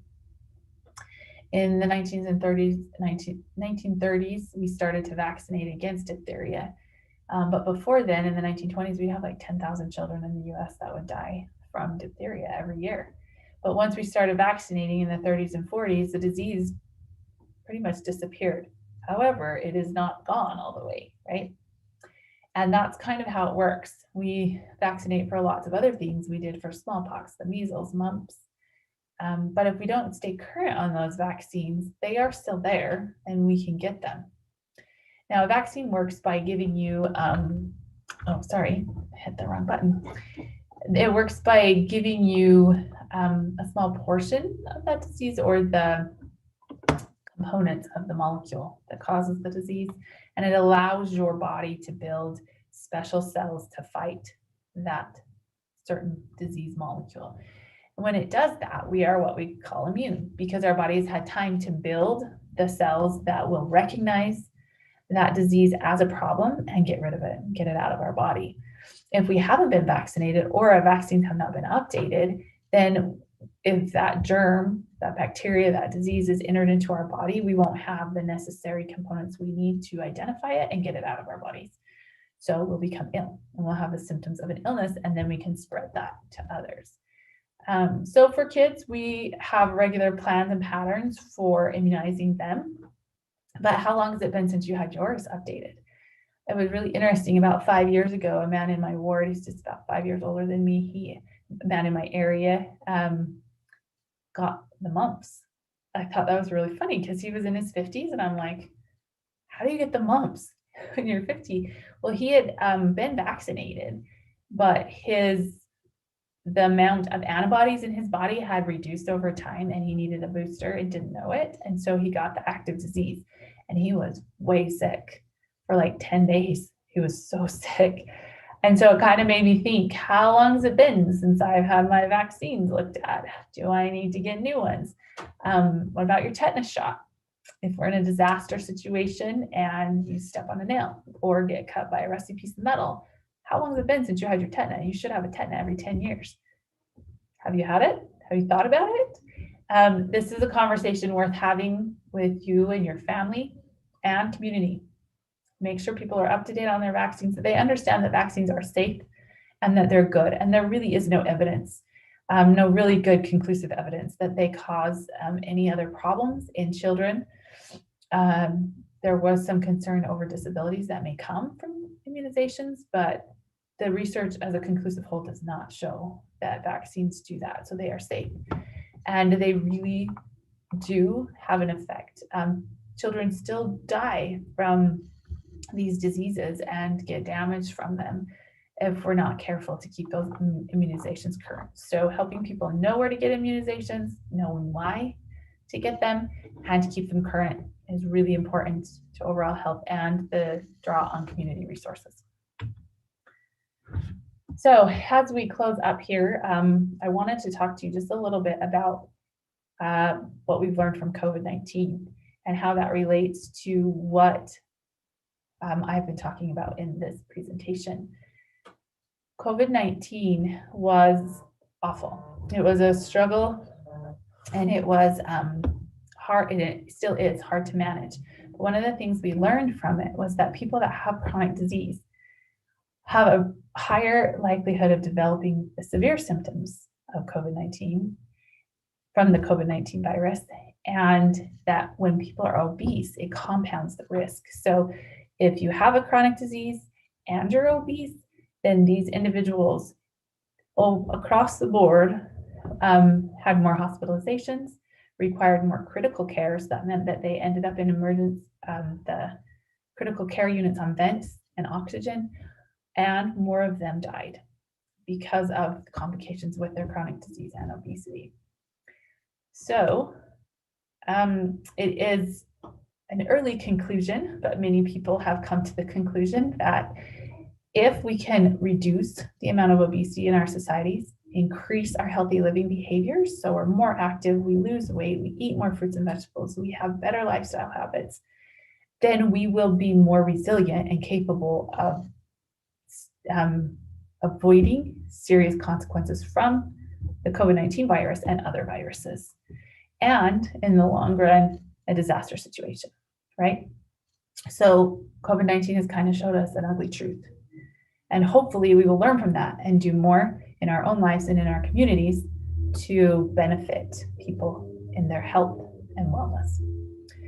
Sadly, another statistic that has come out because of COVID-19 and all of the quarantines, the average weight gain, and this is very preliminary research, right? I've only was able to find a handful of studies that have looked at weight gain, but there was some evidence that people had gained at least 5 to 10 pounds during the quarantine because they were not moving as much as they usually did and didn't have the opportunity to get out and be physically active or get healthful foods, right?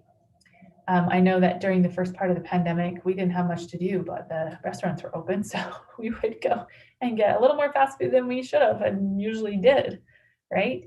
So those kind of habits and those kinds of changes can definitely affect our weight gain. And it's already so easy for us to gain weight in the way our society is built that we need to be extra vigilant and cautious in that area as well. All right, so I challenge you to reduce risk for chronic disease by improving your healthy living, improving your physical activity, and then stay current with physical checkups, vaccines, medication, therapies, personal hygiene, all of that stuff, because that will really truly keep us to where we are functioning in our optimum health. We're able to be resilient in the face of a disaster, and we'll have the ability to help others and be able to mitigate the stress for them in a disaster situation. Just a reminder that the extension is throughout all of the state of Utah. We have offices in every county. Please reach out to us. Let us help you. Let us move forward this discussion of emergency preparedness in your life and in our counties. We would love to help you. You can find us here at extension.usu.edu, and we also have a disaster webpage that you can go to and learn some new things about that. So that would be extensiondisaster.net, and then we update that often. And as always, I would really appreciate it if you would take my survey and let me know what you thought about this presentation and how maybe we as an extension or I as a presenter can do better in the future to get information to you and your communities. So thank you, and I'll take some questions now.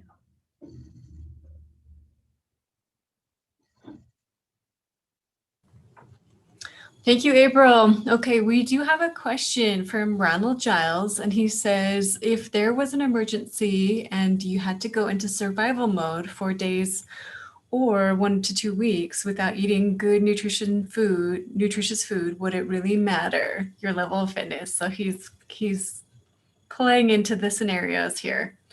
Okay. Yes, because the more physically fit you are as you go into a disaster, the longer you're going to be able to sustain health.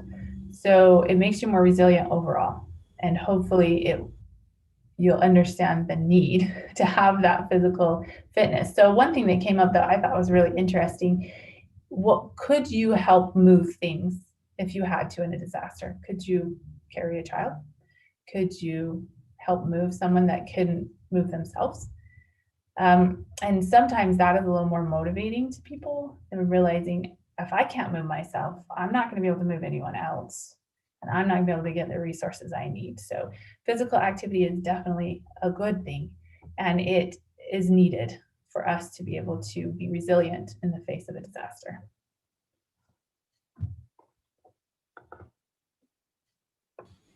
Okay, that was the only question that was waiting in the chat. If there are any more, feel free to write them in the chat and we'll go ahead and answer those.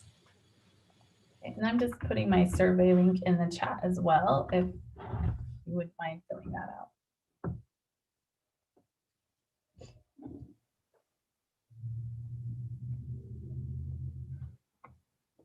Okay, well, thank you very much, Cindy. Thank you, April, very much. Great presentation. I have to admit, I think that's something I hadn't really thought about as much as, as emergency preparedness goes, is what is my level of health and fitness right now? And that would have a factor in a long-term disaster situation. So this has really been beneficial and very informative and great information there to think about and apply to our lives. So thank you very much, April. All right, with that, takes us into our next break here. But before we go, again, we'll start our next session right at 3 o'clock at the top of the hour with free and low-cost steps to preparing. And also right after that, stay tuned for wildfire preparedness and prevention. We are in the heat of wildfire season, pun intended, I guess. Right now, it's getting underway, unfortunately. So how can we be prepared to respond to wildfires as well as try to prevent them to begin with? So those are coming up in the next half of this session of this webinar today. So going into our break, we will have a short promotion of the Disaster Discovery Center by Talisha Bacon. So Talisha, go ahead and bring your camera up and tell us a little bit about the Disaster Discovery Center, and that's actually who will be making our next presentation as well. So go ahead, Talisha. All right.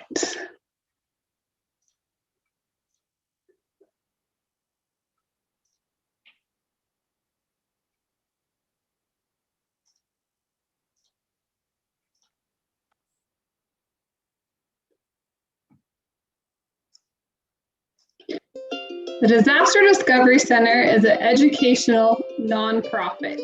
The Disaster Discovery Center will be an interactive place inspiring disaster preparedness through entertainment, discovery, hands-on learning, and quality resources.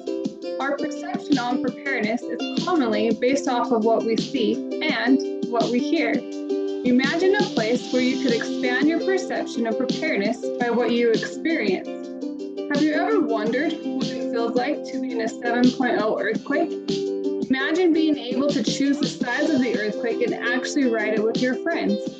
Ever wonder what it feels like to be in a tornado or hurricane force winds?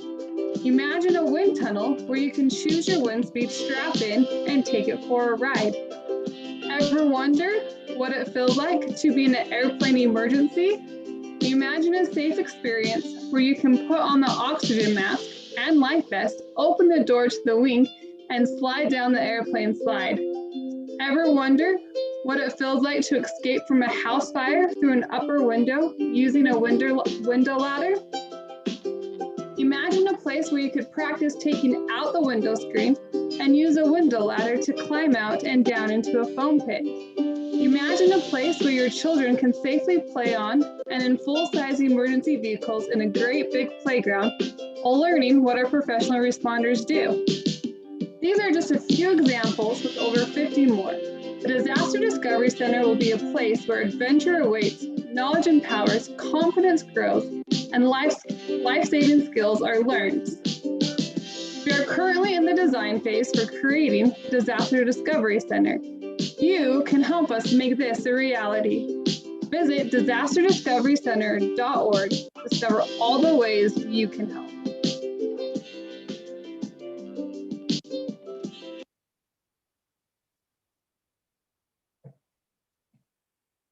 All right, thank you, Talisha. Appreciate that. Yes, everybody, check out that Disaster Discovery Center website and see what we can do to help make that a reality. As we go into our break, I want to thank our sponsors at this point. The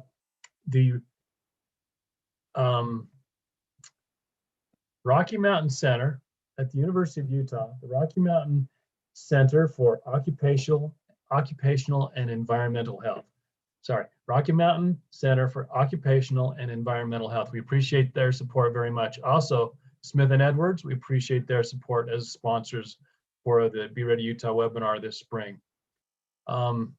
Again, come right back at 3 o'clock. We have our free and low-cost steps to preparing presentation, followed by our wildfire presentation at 4 o'clock. So please stay tuned here. We're going to finish our break, go into this break now, and we'll start back up at 3 o'clock. Thanks for joining us, everybody.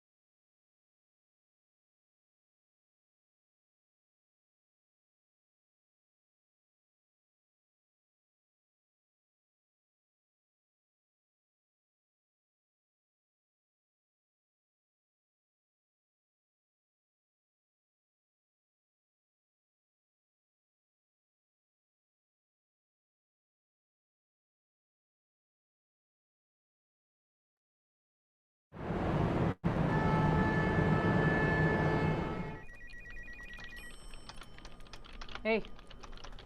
Yeah. Did you know that in an emergency, local phone lines are probably going to be jammed? But long distance numbers might still actually work. Really? Yeah. So last night we called and asked my Aunt Mabel in Colorado to be our out-of-state emergency contact. If something happens now, all my family's going to text her and let her know that we're okay. Huh. I should do that.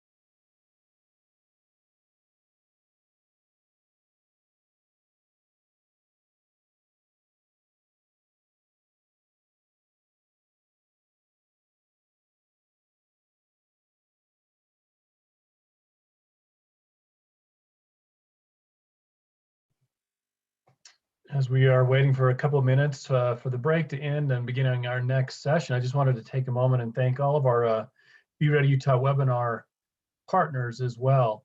I want to thank Utah State University Extension Service, American Red Cross, Disaster Discovery Center, University of Utah Rocky Mountain Center for Occupational and Environmental Health, and the Division of Emergency Management, Utah Division of Emergency Management.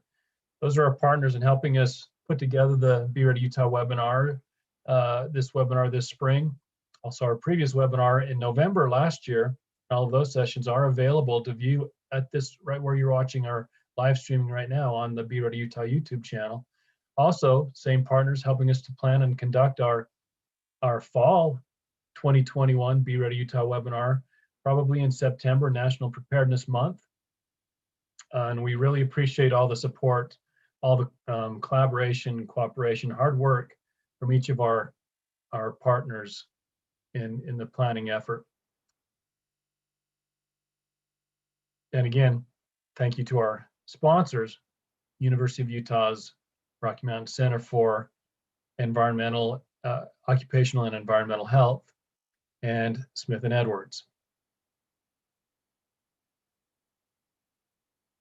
As I mentioned a moment ago, you can go watch the November webinar sessions on the Be Ready Utah YouTube channel, as well as these sessions today and tomorrow are being recorded and will also be available for later viewing again on the Be Ready Utah YouTube channel. So we are just less than a minute away from our next presenter. Actually, right now, we'll turn the time over to James Ray to introduce our next presenter. James?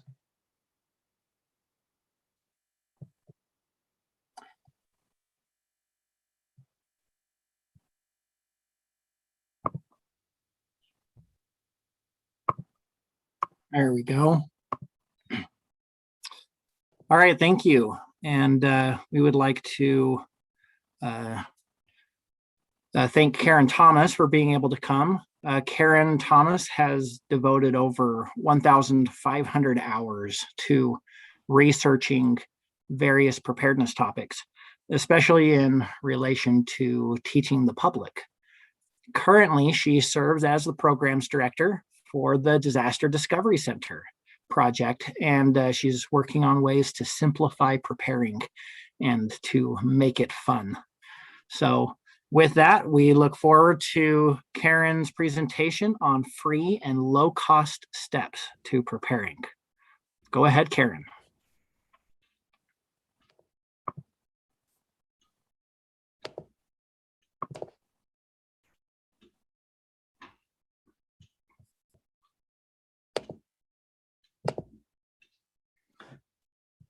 Okay, well, I'm happy to be here with you and tell you about some free and low-cost steps that you can take to preparing. So we're going to unroll the red carpet for you and hopefully simplify this process so it will be easier for you to do. The Disaster Discovery Center, if you heard Talisha's little blurb before this, is a project right now, and we would like to build a future center that's devoted entirely to preparing the public for disaster. And we have been doing outreach programs for about 6 years, and that's really exciting, but we would like to have a permanent home someday. Some of the things we've collected during those 6 years are some statistics, and we've surveyed over 420 people. And this is what we learned about how they feel prepared, or if, like, do you feel prepared for a catastrophic event was a question that was asked. And we had yes at 5.5%. Mostly we had 26% of our Utah population for this survey that answered that, somewhat 62%, and wholly unprepared at 4.78%. So we think that we could actually help in this process because we like to dispel myths. So Talisha actually did a presentation in November, which is available on YouTube, and it talks about a bunch of disaster myths. And we would like to also dispel a myth right now, because a lot of people believe that preparing is super hard, time consuming, and impossible. And so why bother to even try? But look how skewed this perspective is. What if we instead define preparedness as a lifestyle to protect what we value? Of course, we value our families, we value our homes, our businesses, and our pets, especially because people won't evacuate without their pets. Yet our survey found out that very few are ready to evacuate with pets. So let's get a new perspective. If we could make preparing simple, very doable, because we give you some steps how to do it and why to do it, that would make it worth the effort, and fun. For example, April before this talked about water and how important it is. What if you couldn't give your child a glass of water because there's no water coming out of the tap? What provisions have you made for that? Because there's simple ways that we can take care of that. So I like to think of preparing as having this beautiful home. And I love this one because it had the 6 steps that we need. There is a get ready pyramid that was put together in California, and it actually has 7 steps, and it's organized in a pyramid. But these are the areas that it talks about, the actual activities that we can do to prepare ourselves for disaster. And so these are what we're going to be talking about today. And they are adapted from the Get Ready Pyramid because that deals specifically with earthquakes. But it doesn't matter what the hazard is, we generally prepare the same thing, the same way for all of those hazards. So we're going to make plans, prepare documents, organize supplies, learn skills, safeguard finances, and mitigate homes. And why are we going to do that? Because inside that structure, we want this love of our family that really drives us to doing that. So household preparedness is a wide range of actions. It's not just about gathering supplies. And so we're going to plan ahead for what to do during and after a disaster, and then take these actions that will prevent or limit damage. Mitigation is a word that we didn't know back in 2014 when we started doing workshops, but it is pretty common now that we have heard a lot about it, but it's preparedness efforts that will help lessen the impact, reduce the loss of life and property, and ensure a more rapid recovery. And then it decreases financial impact. So think about those empty shelves April was showing us. How much more is that water going to cost when there's very little water and a huge demand for it? And one of the studies I saw in print said it actually saves an average of $4 if you put forth those efforts to date versus during an actual disaster. But I've seen $17 per dollar spent now, and I've also seen up to 51. So there are a lot of things that can happen with that. So step one, we're going to make some plans. We want to be better prepared at home. We want to make plans and ensure that our schools have a plan, or our children have a plan there, our workplaces, and then other places we go. If there are certain places that you like to go, which may have changed during the pandemic, but hopefully we will get back to going to some of those places again soon. Think about what you would do there. We're going to make plans. So what kind of plans are we going to make? Well, the first thing you can do that's totally free is to call this 1-800 number. You can't call it today because it's already after 3 o'clock, but call this and get this guide. It's a FEMA guide. You can get it online. It's about 204 pages, but I hate that it has so much ink that it uses to print, and then I still have to figure out how to bind it. And yes, you can view it online, but if I don't have power, this is a good resource. And so you will want to order that. It is limit 1 per household, but this is an excellent guide. And we have taken a lot of information for some of our workshops from this. So the first thing we want to do is to identify a safe location in every room. So if it's an earthquake, we're going to want to be away from the windows, under a table or desk, so we have some cover, or we could be on an inside wall, but make sure there's nothing above you that could fall on you.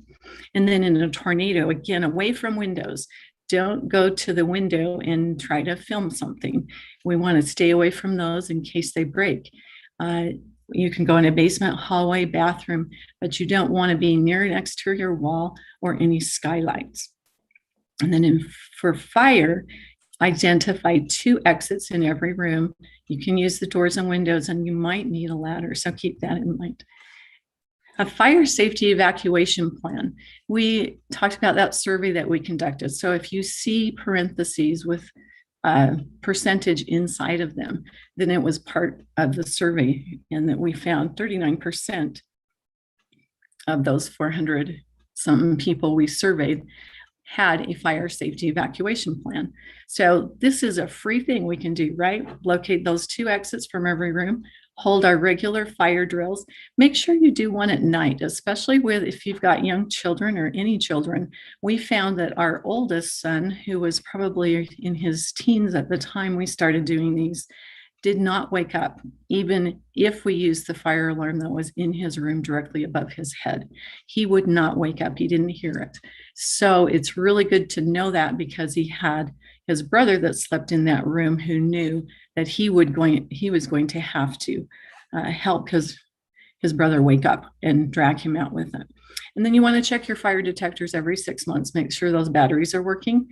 A lot of firefighters will say that the homes they go into that have had fires, they have the fire alarm, but the people have taken the batteries out of them. They're not going to do us any good if we do that.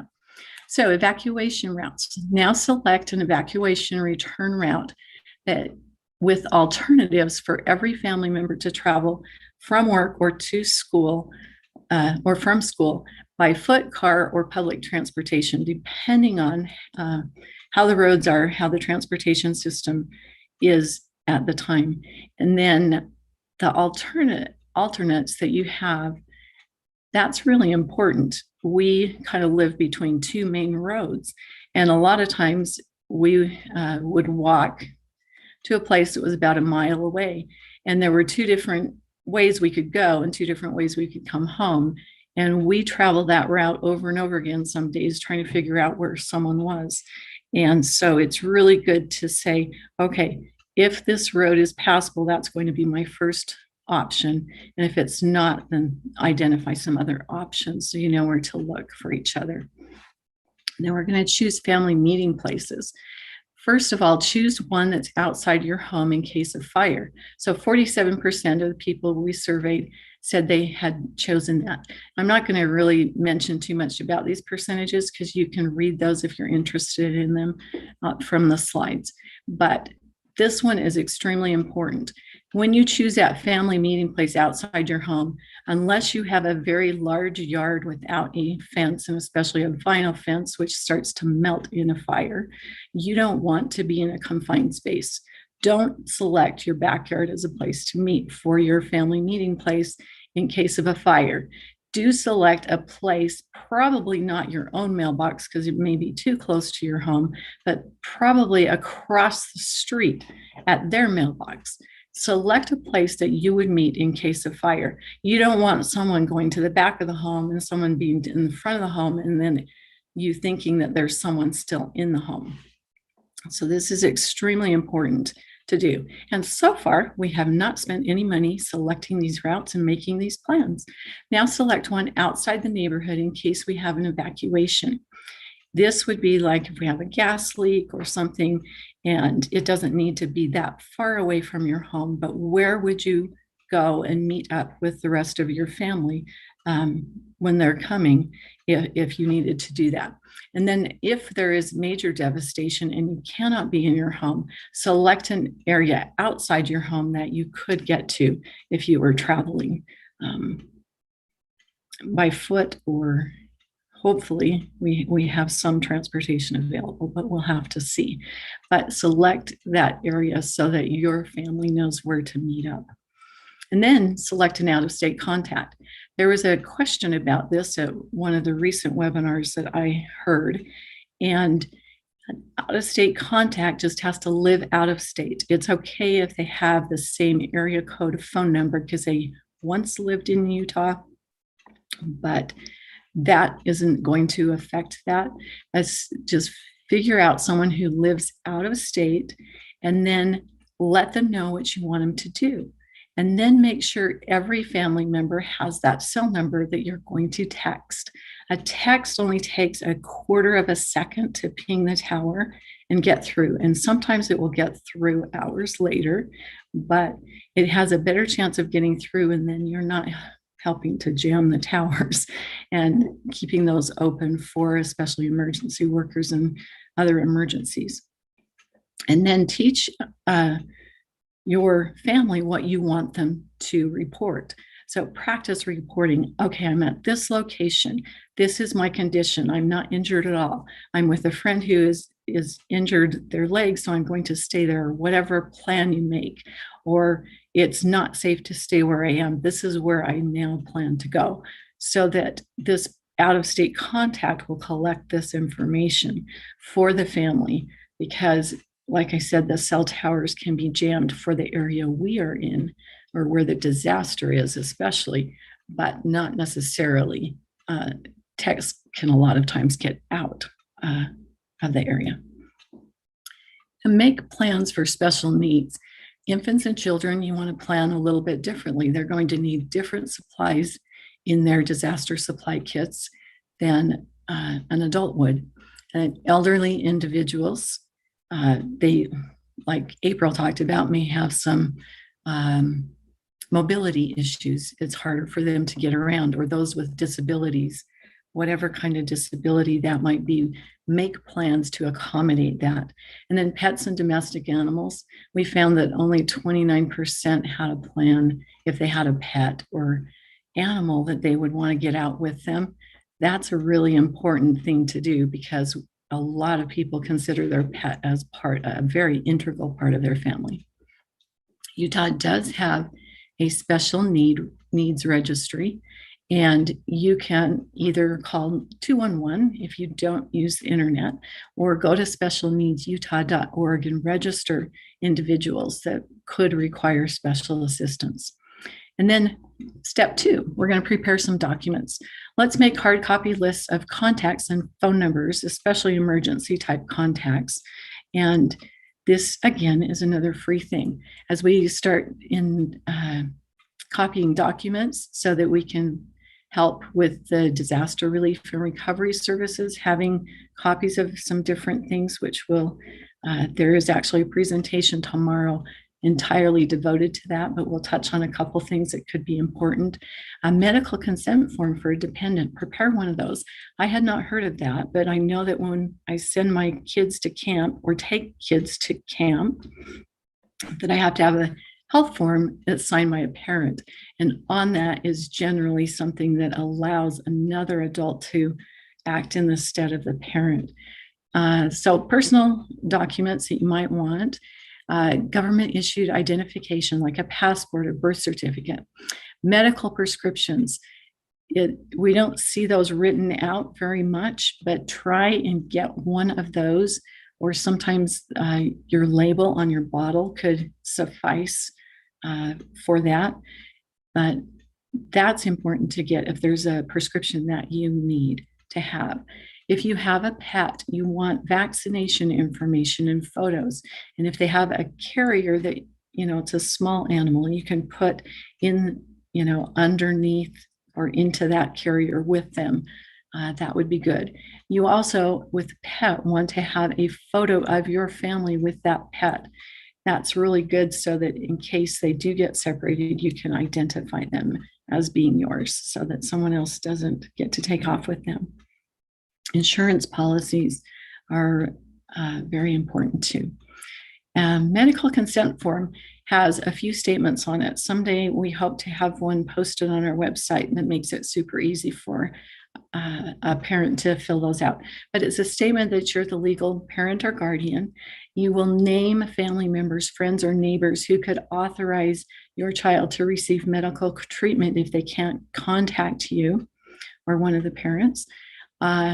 It will tell their medical conditions, history, any medications they take, and the dosages of that and frequency. The contact information for your normal medical provider, your health insurance information, and then of course, your signature and your contact information are some of the things it would contain.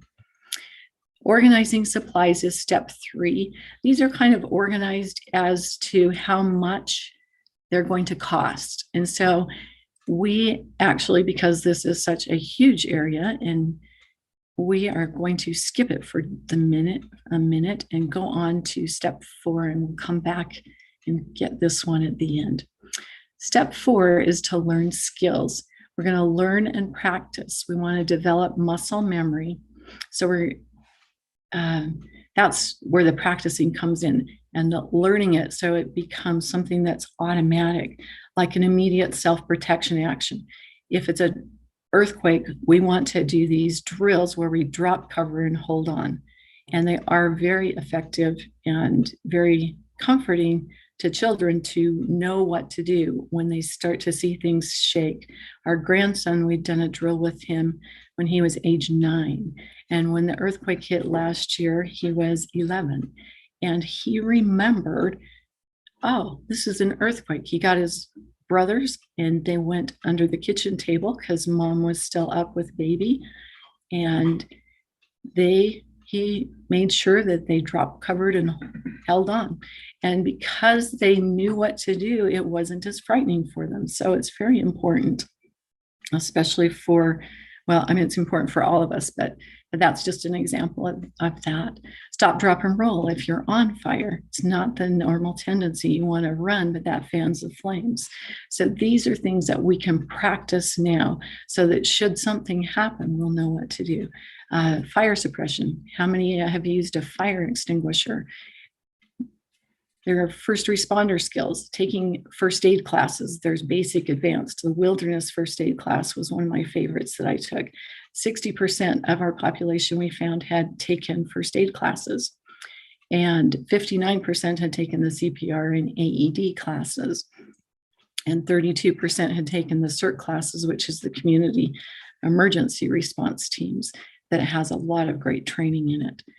And sometimes those are free, and sometimes there is a cost associated with them. Usually there is a small cost, but then this is one that's really good. Our first responders are taught deep breathing. because of how it helps the body.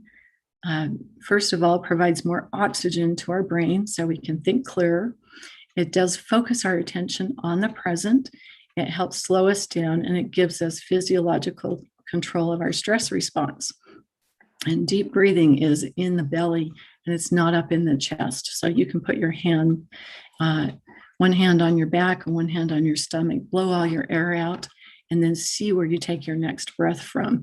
I actually had to relearn how to deep breathe. You'll notice a baby is really good. Their little stomach will go up and down, and it's very easy to see on them. But a lot of adults, a lot of us have forgotten how to do that deep breathing, and we're a very shallow chest breather. And this is something you can practice while you're needing to be calm at a traffic light, while you're stopped, or wherever you may be. Some other skills. If we had grid down living and we don't have any of our services, we need some water purification. We need to understand how that works, how those different methods work and what they are. Alternative sanitation is another important one, alternative cooking methods.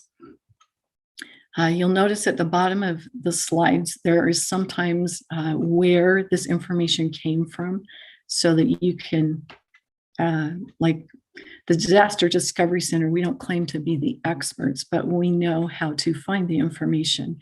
And we've done a lot of research to find that, and we can pass that on to you.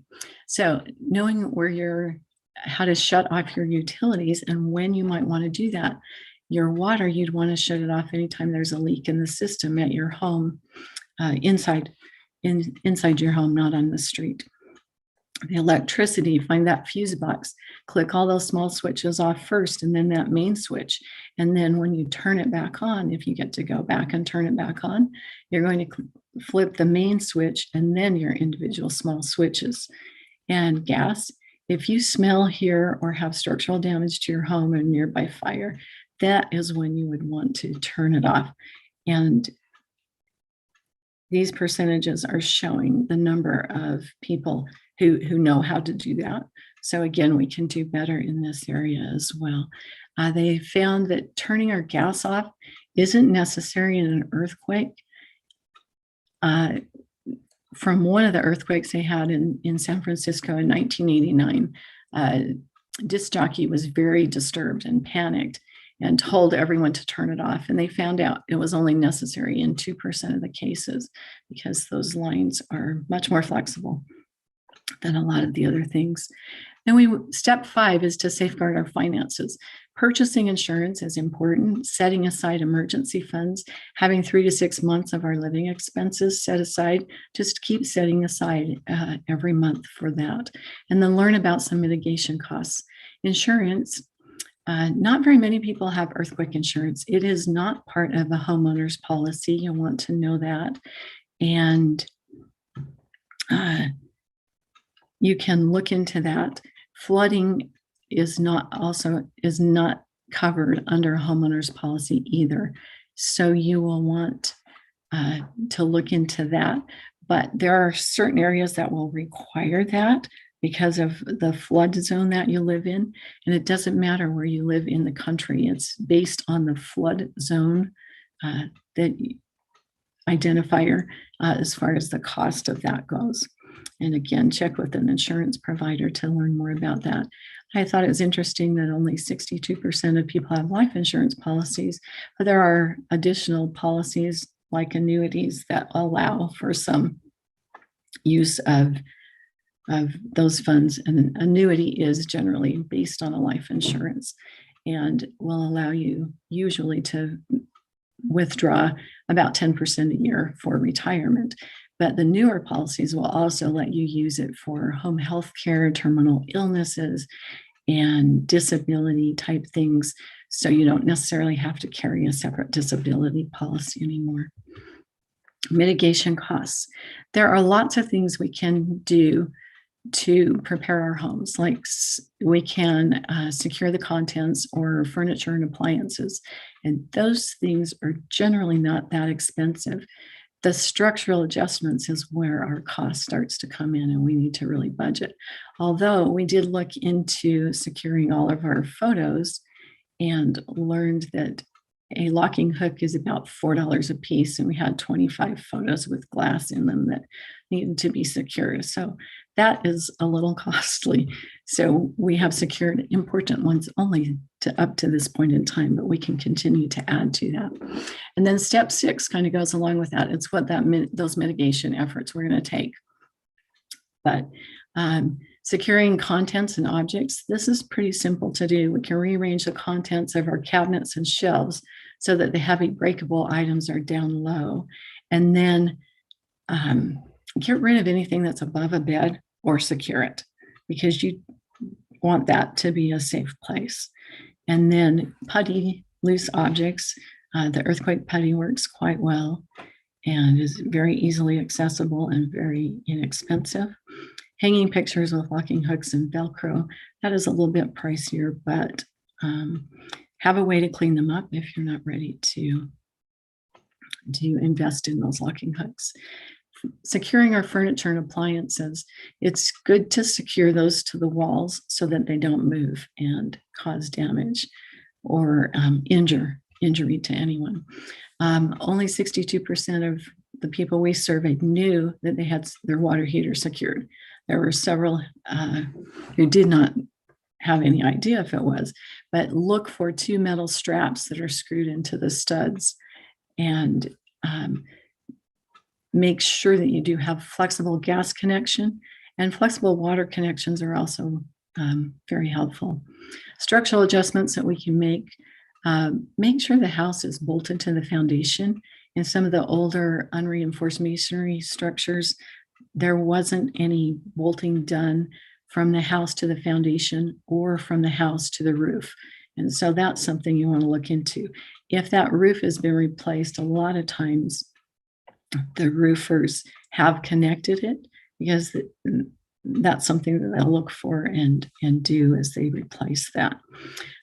You can install gas appliance shutoff valves for if you have gas appliances, so that they'll automatically shut off if there is an earthquake. You can install hurricane shutters and safe rooms for tornado and hurricane for our winds that we sometimes get. And then landscaping, we can create defensible spaces to protect against fire. So of course, don't store your firewood right next to your home or any other flammable items. And also for fire and crime, trim your trees and your shrubs so that they're not hiding places and so that they're not transmitting the fire to your home. For crime, turn on your porch lights. You can add motion sensor lights. Flooding, you want to just make sure that everything's sloping away from your home so that the water wouldn't come into your home on that. And those are a lot of inexpensive things we can do. It's just a matter of realizing what they are and doing them. Okay, we're going to come back to organizing supplies now. First of all, identify what you already have. And then there are a lot of lists you can look at as far as what you need to acquire. Red Cross has a great list. Be Ready Utah on their website has an excellent list that we really like. And then start to gather those supplies together. There will be some things that you'll want to purchase. The masks, we actually had the N95 masks because we were told to get some of those before the pandemic, before they were very expensive and before you couldn't even get them. So you can get plastic and hurricane tape to put up in case a window breaks. And then keeping cash on hand in small bills is really important. If we don't have power, then the stores are not really ringing items up in the way that we're used to, and they're not giving change. So whatever you have, they will take. And it's also a way to barter with your neighbors in case you need to. And by the way, if you have a neighbor who tells you that they are coming to your house, please ask them what they're bringing, as sometimes they see that you are concerned about preparing. They're thinking that you have enough supplies for them as well. They're not realizing how much they need to have, and just ask them what they're going to bring to the party. We have a model called Rebound in 72. It's a whole workshop that's actually a good 1.5 to 2 hours long. And we look at some different time periods and how we would want to prepare for those. And it also talks about 8 different need areas that we have. And these are on our website, which, by the way, there is a handout on our website as well. Did that handout get posted in the chat? I'm not sure. Anyway, it is on the disasterdiscoverycenter.org website. It'll be under the documents, and it should be that first document. But this target model is in there too, the diagram for rebound in 72. And we'll talk about some of these different things in there. So before, it's also in the description on YouTube as well. Perfect. Thank you, Brian. So before, which is now, we are making plans and collecting what we need for each area. We're going to respond during that time. We need to know what the impact is, like be able to recognize it, and then know what our immediate protective response is. In that first 72 seconds, we're not looking for any supplies at that point in time. If you prepare from the inside out, it's very cost effective because so far we're totally free.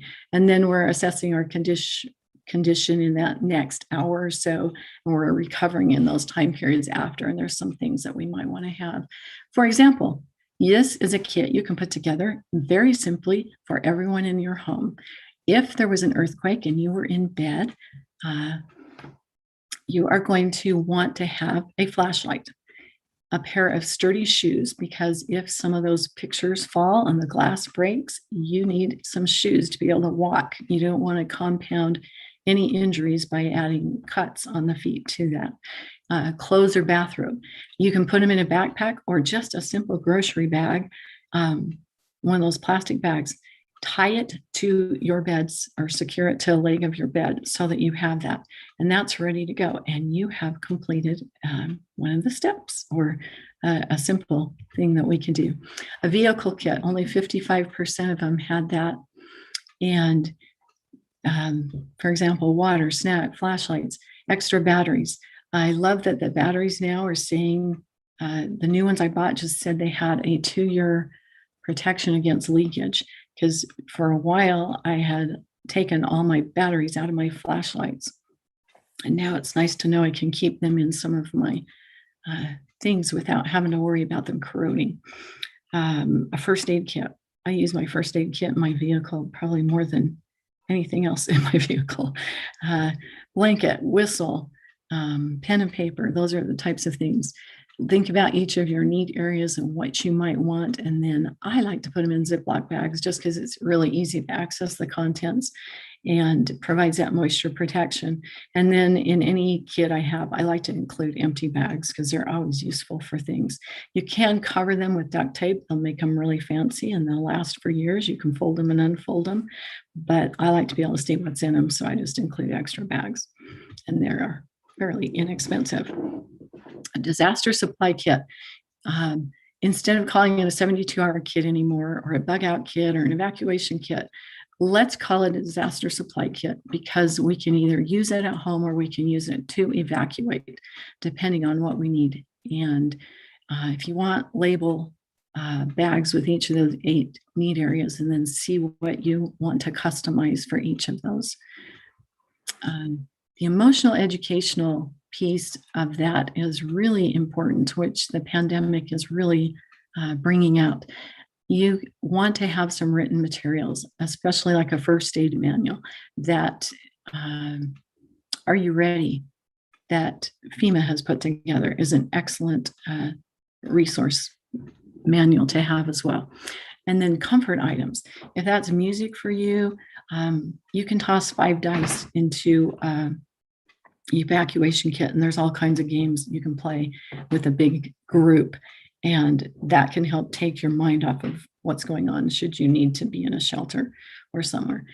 Reading material, if you like to read. Oh, by the way, the book that I've got pictured here is called The Unthinkable by Amanda Ripley. It is one of the best books it is the best book I've read on disaster and how our brain works and operates in that. That is an excellent book if you want to look that up and get some of my ideas from her on how to be more resilient. art supplies, drawing or whatever that helps to relieve you is really good. Communication in this area, have a plastic whistle. A metal one could stick to your lips if it's super cold, and that's not going to be comfortable. And then that cell phone that we're going to text, that written list of contact numbers. Again, make a written list of emergency contact numbers and important numbers for your family. Having a charger that works without power, whether that's a little solar one or whatever. We use our phones for a lot of things and we want them accessible. Battery powered radio. It doesn't have to be a very fancy one. A crank one. I don't know if I'm not strong enough to keep cranking and to do that, take care of that. So I prefer to have the battery powered radio with extra batteries because I know that's going to work and it's not going to give out in the middle of an announcement that I will want to hear. For water, April again mentioned this if you were at her earlier presentation. You need to store at least a gallon of water per person per day. Sandy City tells us for 3 weeks. FEMA suggests for 2 weeks. And then an additional 0.5 to 1 gallon per person per day just for hygiene and dishwashing. And that comes out to like 21 gallons per person at the minimum. And only 50% of our survey respondents had done that. And this is, like April said, I think it's also one of the most important things. So these durable food grade containers, the commercially purchased, tend to have only a 6-month shelf life. 5-gallon containers, 2-liter soft drink bottles are really good to have. Again, these percentages are coming from the survey that we had. Don't use the juice bottles for water that you want to drink. That may work if you've got some already stored that way for rinsing your hands or something like that. Milk bottles are the worst that you could probably use because they tend to leak. They get pinprick holes, so you can actually get water all over, or they may just evaporate because those lids don't seal well. And then in glass, it seals well and everything, but it is heavy and it's breakable. So it's not the best alternative. Soft drink bottles is what the World Health Organization recommends using. And our family doesn't drink a lot of soft drinks, but we had a neighbor who gave us a lot of containers. So and weddings are a great place to also find those. They're easy to clean, they're durable and strong. That narrow opening they have will prevent external contamination. And then they're pretty stable. They don't necessarily tip over very easily. They have that tight fitting lid that's got that little rubber seal in it, and that makes them really good. And then you can take 12 of those in an Apple box. So again, we want free and low cost ideas. This is a super easy way to do it. Stack those on, we've just got ours stacked on a couple of boards, 2x4s that are under them. And then we've got several boxes stacked on top of each other. That will provide, those 12 will provide the recommended water for 6 days for one person. And then they're also nice because they're portable. You can grab one and take it with you because it only weighs about a little less than 4.5 pounds. So that is a quick and easy way to do that. Also, one way, another place to store these bottles is behind, like underneath a kitchen sink or underneath a bathroom sink, or even lining the back of cabinets so you can't really reach the things that are in the back. You can put water bottles back there. Make sure that you're filling these directly from the tap or using a lead-free hose if you're filling those large containers. And then don't add bleach to treated tap water, and don't store it directly on the concrete. It takes concrete over 50 years to completely cure, which means you're always having moisture seeping up through it. So it's not a good place for storing anything directly on that. And then make sure you've got things for purifying water. And then if that thing you've got is bleach, the active chlorine in that only has a 6-month shelf life. If it's less than a year old, you can add twice the amount and get some results that are good from that. But if you can't smell that chlorine in it, then it's no longer active. And then maintaining that water storage.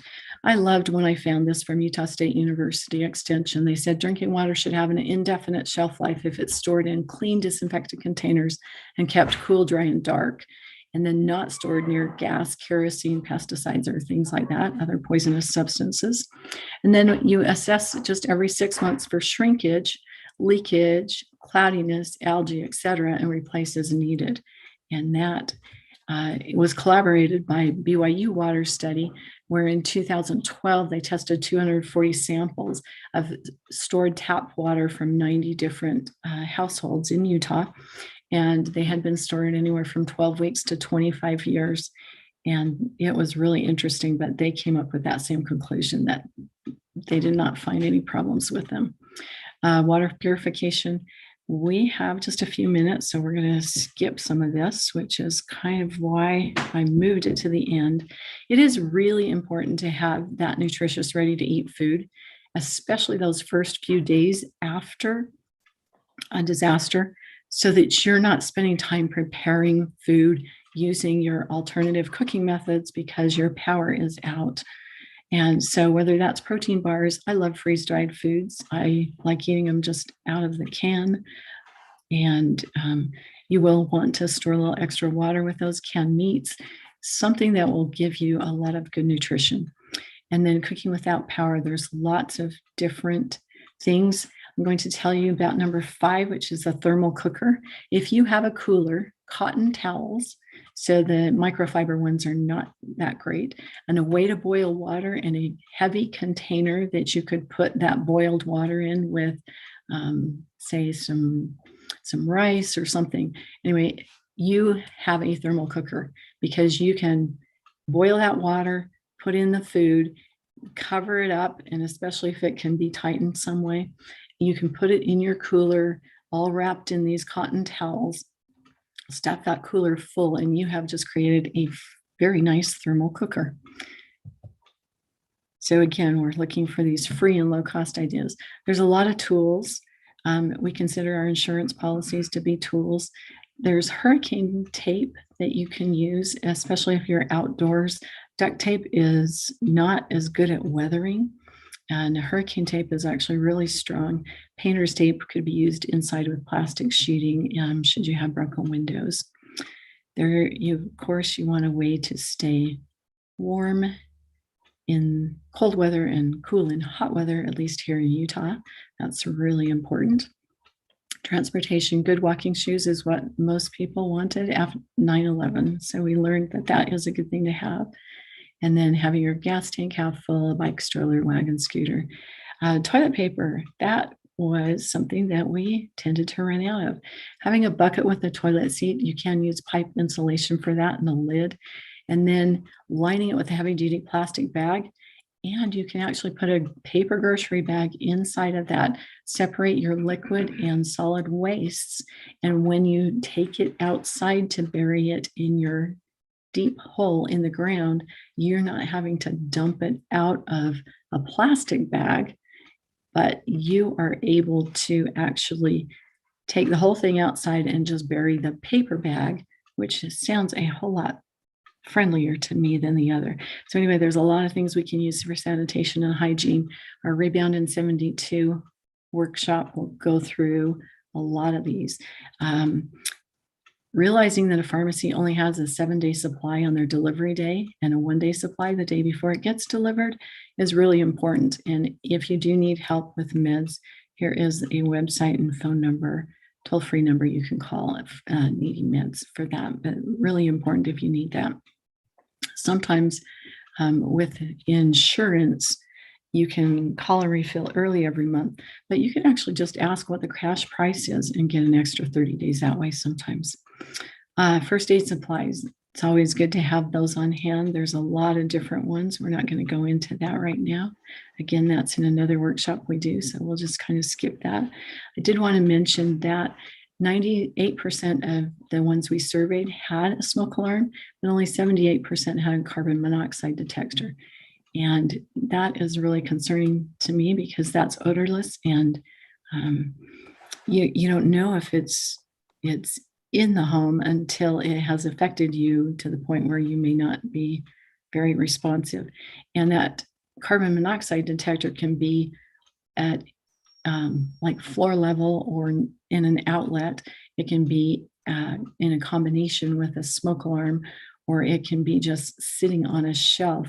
It doesn't matter where it is, because carbon monoxide is the same amount is found in every layer of the air there. Earthquake alarm will just give you a few seconds notice, because it is able to measure the P wave, and you don't feel it until the S wave, which comes later, depending on how far away you are from the epicenter. And that is a little pricier, because I think they were about $40.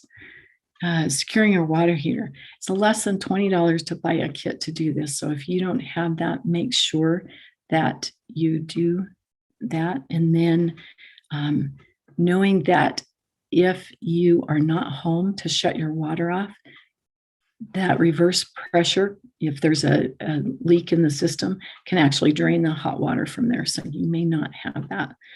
There is a great insurance inventory that University of Illinois put together, and there is a website for that. There's a resource list on our website that will have this website on it as well. It's really easy to print off, and it will have different things you might find in different places. Like I said, we do have a Rebound in 72 workshop is the one that we've been doing for a long time. We used to offer that every third Thursday, but with the pandemic, we haven't been able to resume that quite yet. So I'm not sure when that will go on, but it talks about some different supplies we might want to have. We talk about different protective actions you might want to take. And again, there's the model for that. Our website is disasterdiscoverycenter.org. Please take our surveys. There's a disaster myth survey. Also listen to Talisha's presentation that she did in November that's on the Be Ready YouTube channel. And it'll take about 10 minutes to take this, and then you receive the answers by email. It will take you about 20 to 45 minutes to read what took us 500 hours to research. So that will answer the questions about water on concrete and some different things like that. And probably why we're still expecting a large earthquake in this area, and the moderate one we had in Magna is not going to cut it. Readiness survey will take a little bit. That's the one that has been referenced in this presentation. Feasibility survey. We want to see if people want to have a disaster discovery center as an actual place, and what they would want to do there. You can help volunteer. You can sign up for email list for updates. You can register for our workshops when they get started again. And we are ready for questions, James. Were there any questions that we wanted to? Yeah, great job, Karen. Thank you so much. We do have one question from Leslie Probert. She says, why does commercially bottled water have a shelf life of 6 months, but the BYU study showed bottled water stored in homes had lasted 25 years? Wouldn't commercially bottled water store a long time? It's not the water in them that's the problem. It's the thickness of the plastic that they make them with now that causes them to like shrivel. Well, they don't shrivel, but they get all misshaped. I'm not sure what the word is for that, but they like the problem is that plastic that they're made out of. It's just so flimsy now, and it's not thick enough to really support water, and that's why it needs to be rotated like that. All right, thank you. One other question that came in just barely was from Stacy Banks. She asks, what is the link for the insurance inventory PDF? I was wondering if you could that one's going to be called Rebound in 72 Readiness Resources, I believe, is the name of that. And it should be there. And if not, email me and I will send it to you. But I'm pretty sure that that's one of the documents that we have up there. And you're saying that's on the Disaster Discovery Center website? Yes.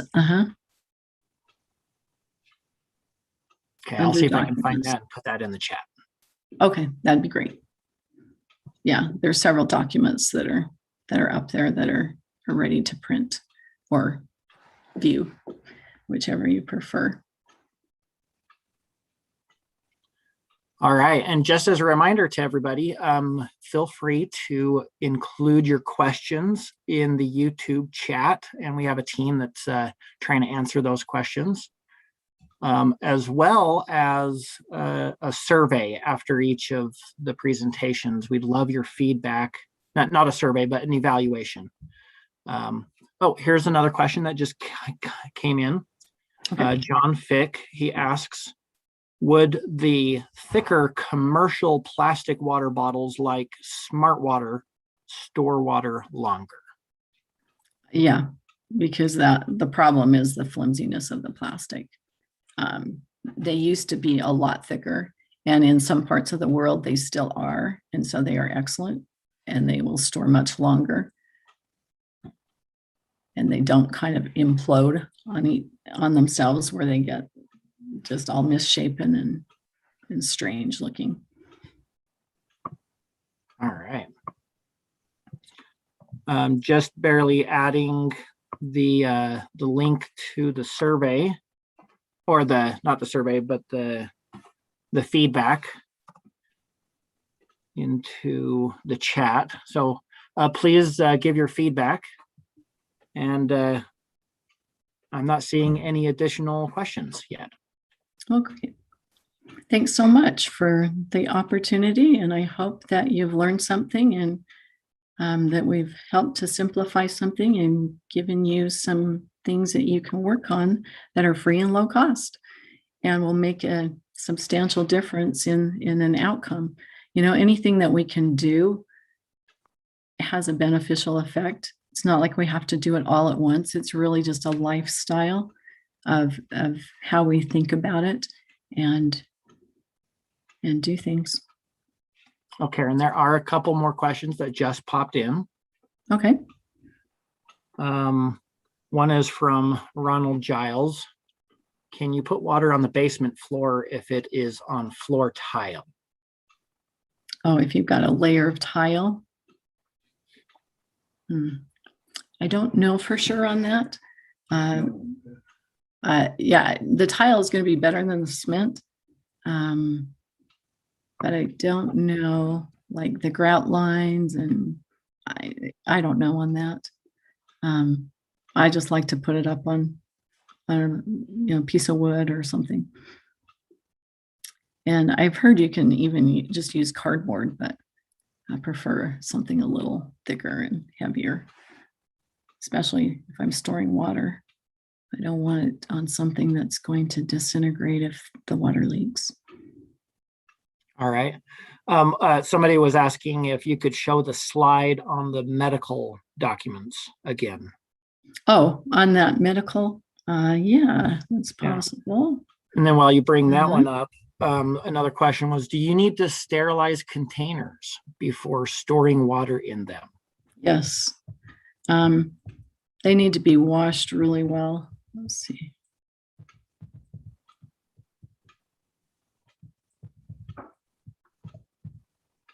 There it is. Okay.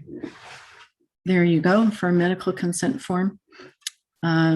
Yes, you definitely want to wash them really well. I've had some that I haven't sterilized. They seem to be just fine. But now that I know I'm supposed to sterilize them, it's a weak bleach solution that you rinse them in, and then you again rinse out the bleach. And I mean, it's very simple to do. So it would be a good step to add. Wonderful. Okay, I think that's it. Just a reminder about the Great Utah Shakeout that's coming up on April 15th. Go to shakeout.org/Utah to participate in that. I think we'll turn the time back over to Wade Matthews. Perfect. Thank you. Thank you very much, James, and thank you very much, Karen. Excellent presentation. very comprehensive and detailed, excellent emergency preparedness training right there. And if I could add just a quick comment to that discussion about the bottled water, one thing I found in my research is that it's the container, as Karen talked about, the plastic is not designed for long-term food grade storage. And if you look at your plastic containers that have they've all got that triangle recycling symbol with a number inside. Bottled water is usually a number 1, which is not a long-term food grade plastic. It'll start breaking down chemicals and leaching that chemical into the water. So if you find an old case of bottled water hidden in the garage someplace and take a bottle out and drink it, you'll notice it may have a funny taste to it. That's because it sat there long enough that the chemical has started to leach into the water itself. But if you've got the food grade plastic, which is a 2, 4, or 5 number in the recycling symbol, that is food grade plastic that will last long term, as recommended by the USU and BYU studies there for long-term water storage, and no need to rotate that if the water was treated when it was stored and kept in those conditions that Karen identified there. Also, a reason that you want to kind of keep that up off the concrete floor too is allow air to circulate around it. So maybe, as Karen said, putting that up on some wood blocks or something like that, let air circulate around your water container. So with that, again, James mentioned the presentation feedback forms that we ask you to do at the completion of each survey, each presentation. So as a reminder, if you were here and joined us in the earlier presentations by April, please fill a form out for each of those presentations as well. And in this break, a few minutes we have left in this break, we have a wildfire preparedness coming up next.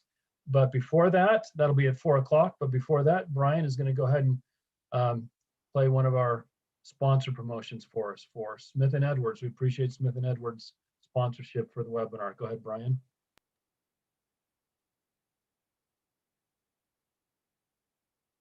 Shopping at Smith & Edwards is always one big adventure for your entire family. Wow. Camping and cooking, hardware and housewares, Western boots, hats and tack, hunting and fishing. Come in and explore. They've got everything. Over 70 years serving northern Utah and a second location in West Jordan. Smith & Edwards, 2 locations, one big adventure. Smith & Edwards Surplus Plus. Smith & Edwards Country Boy Store. All right, thank you, Brian. Thank you, Smith & Edwards, for your sponsorship of our Be Ready Utah webinar. And again, also to our other sponsor, University of Utah's Rocky Mountain Center for Occupational and Environmental Health. So coming up in just a couple minutes, we have our presentation on wildfire prevention and preparedness. So you want to stay tuned for that.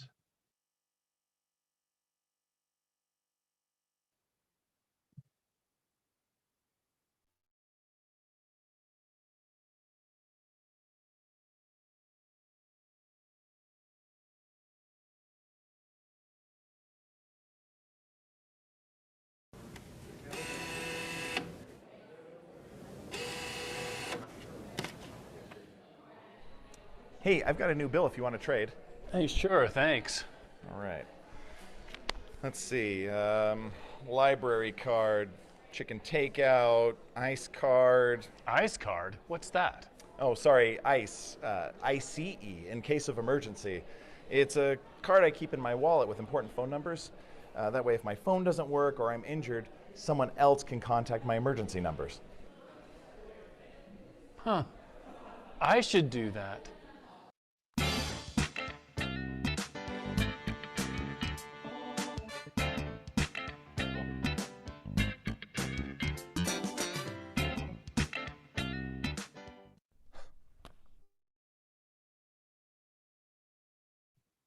All right, thank you, Brian, for playing those videos for us. Yes, anytime's a good time to talk about emergency preparedness. Those videos, by the way, are available on the Be Ready Utah YouTube channel youtube.org/BeReadyUtah.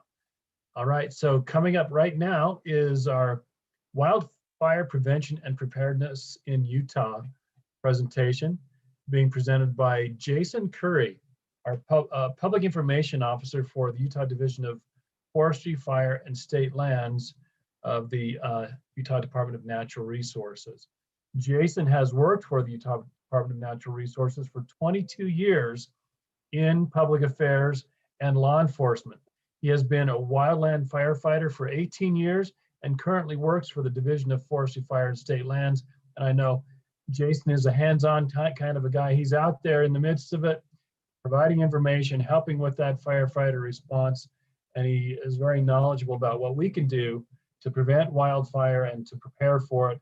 It's happening more and more where we live, and it's such an important thing. The wildfire season is starting earlier than ever, it seems like. And this is a very important topic. So we appreciate Jason coming and sharing his expertise with us today. Please pay attention. Please provide some comments and questions in the chat window. We'll answer those as we go through, and I'll have some for Jason at the end. And we'll turn it over to you, Jason. All right, thanks, Wade. And good afternoon, everybody. I'll go ahead and share my screen and start the presentation here.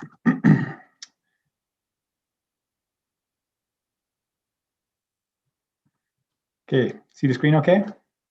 Yes. Excellent. So thanks for that introduction, Wade. And so, like you said, I'm going to talk about wildfire prevention and preparedness. And a lot of times those two terms get used interchangeably out in the public sphere, but here in the world of wildland firefighting, there's a little bit of a difference. So I'll kind of explain that and then go through both of them.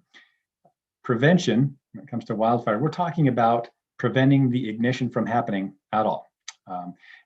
It's that spark that comes from the muffler or the errant round or the campfire or whatever.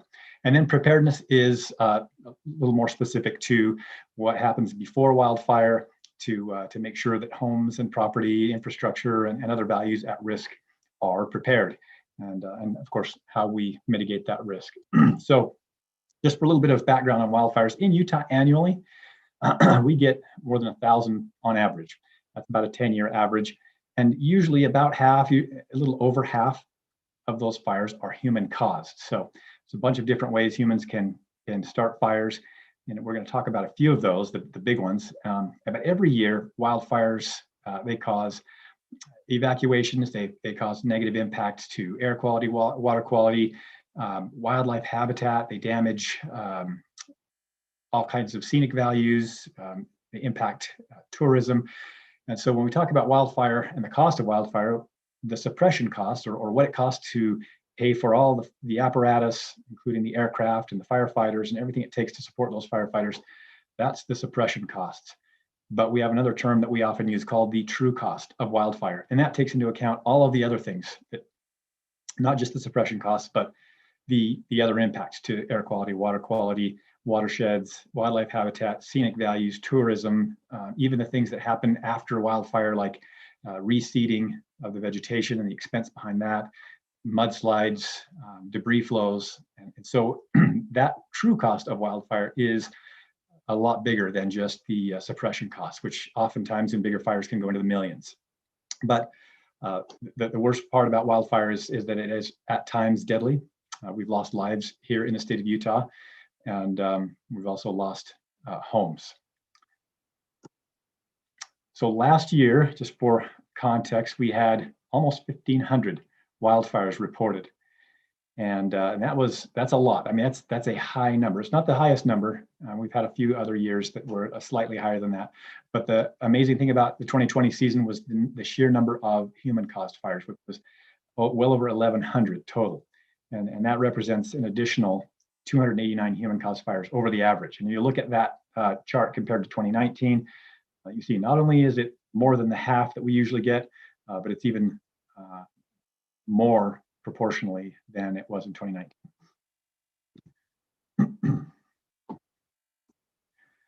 A little bit of the acreage. We're last year, 328,000 acres burned, and the 10-year average is about 179,000. So it's very destructive when we have human-caused wildfires. Looking again at the stats from 2019. 2019 was a fairly mild season by comparison, but if you look, even there, the the share of human-caused acres burned proportionally is bigger. 77% of fires last year were human-caused, and that accounted for, again, 104,000 total acres. We had 6 homes destroyed. Out of the 5,000 plus, it's probably closer to 6,000 to 8,000 homes that were threatened that firefighters were able to save, and 187 active community wildfire protection plans. And I'm going to talk more about those CWPPs as we get a little further along. A few of our other stats. The main one I wanted to feature is the chipping events. 198 of those chipping events around the state where wildland fire personnel who are not on a fire will bring a giant industrial chipper and put it in a community where it's centrally located. And then residents who have been cleaning up their limbs and their trees and other vegetation can bring all that vegetation down to the chipping event and have it chipped up and hauled away or broadcast. So everybody probably knows who Smokey Bear is. In fact, he's the most recognized mascot in America. And so as far as Smokey's message, we've always heard only you can prevent wildfire. But there's a few that I was going to focus on here because there are about 15 different categories. But I wanted to focus on the ones that cause the most fires and can have the biggest potential for improvement. And those are equipment, debris burning, campfires, target shooting, and then a category that we call cutting, welding, and grinding. Already this year, we have had fires caused by every one of these categories. In fact, this year so far, we've had 130 plus wildfires. And so that's statistically speaking, a lot for April 9th. In the past several years, we've never gone over 100 in the month or up to this point in an April 9th timeframe. I think the highest year in the last 6 years was 2018 when we had about 58. So we're more than double the average of the last 6 years of total fires. And not only that, but the number of acres burned this year. We're at about 6,000 acres so far, which is really quite astonishing. When you look at the stats going back again from a beginning of the year through April 8th, April 9th, we've had a few years where we've gotten up to about 1,000 at this point. But just to kind of emphasize the seriousness of where we are this season, it's bad so far.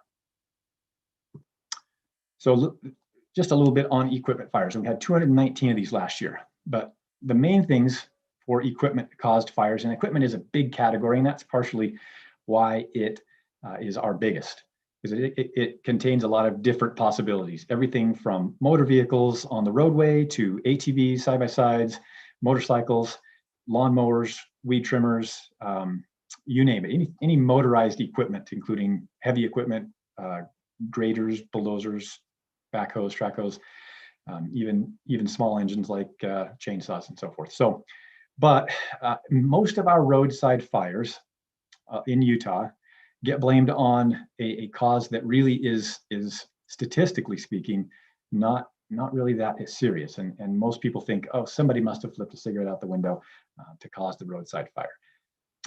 But equipment and these categories, these subcategories, including not having properly inflated tires with adequate tread, investigated a lot of fires with flat tires or low tires. And I think most people know if you drive on a low tire, it's going to heat up and eventually fail. You can ride on the rim, and either the tire itself and the rubber that's burning, or the rim that throws sparks.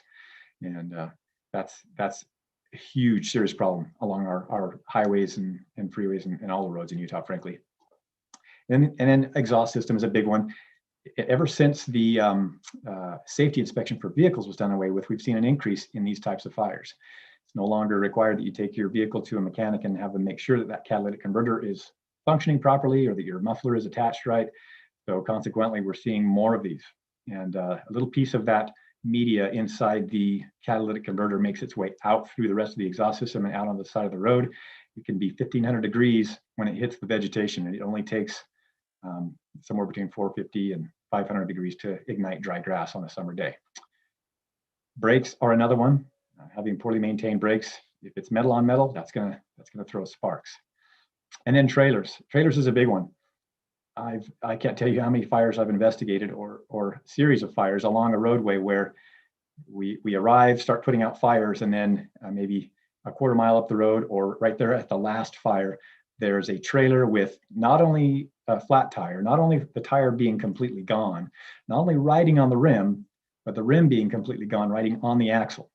And fires started all along the highway for miles back. So trailers are a big one, and even the chains that you use to secure your trailer, safety chains, are a big cause. If you've ever been behind a vehicle that was dragging those chains, you know what it's like in the dark, especially to see how much spark can be emitted. And then again, mowers, chainsaws, trimmers, and heavy equipment. Those are the big ones. Debris burning and campfires, I'll kind of combine these two. There was 139 debris burning fires last year, and just over 100 campfires that turned into wildfire. The main thing about this is weather, especially when it comes to, if you're going to put fire on the ground on your property, near your home, and you don't know what the weather's going to be like in an hour or two or three or the rest of the day, really, that is begging for disaster. And of course, in the news, we've seen quite a few stories that basically match up with that. Somebody has a fire, and either during the time where they're tending it, lighting it, or after the fact, the wind comes up and creates a massive problem. So weather is number one to watch for. If you're debris burning on fence lines, ditch banks, or that pile of logs or other trimmings and debris, that's big. And then same thing with campfire. Wind is your enemy, especially if you have it so big that it's not manageable. And then size and pacing, having a sensibly sized fire, both in the debris burning and the campfire category, and just going slow, especially if you're going to have something that goes along a ditch bank, or if you're burning a field, just go slowly and don't get ahead of yourself. Have some tools to put the fire out, including water, fully charged hose, fire extinguisher, shovel, and plenty of helpers, because if it does end up getting beyond what you intended, you're going to need help. And if the fire department has to come, then there's a chance you're going to have to pay for it as well. So that's not something that we like to do, but oftentimes that's the case. And then finally, just leaving too soon with both debris fires and campfires. It is all too common out there in both our forested lands, the West Desert, agricultural lands. If you leave too soon and take off, that's a Class B misdemeanor, if it escapes or not. But if it does escape, then you add the burden of having a wildfire as well. So like they say with campfires, you stir in water, make sure that it's cold to the touch. And if it's too cold, or if it's too hot to touch rather, then it's too hot to leave.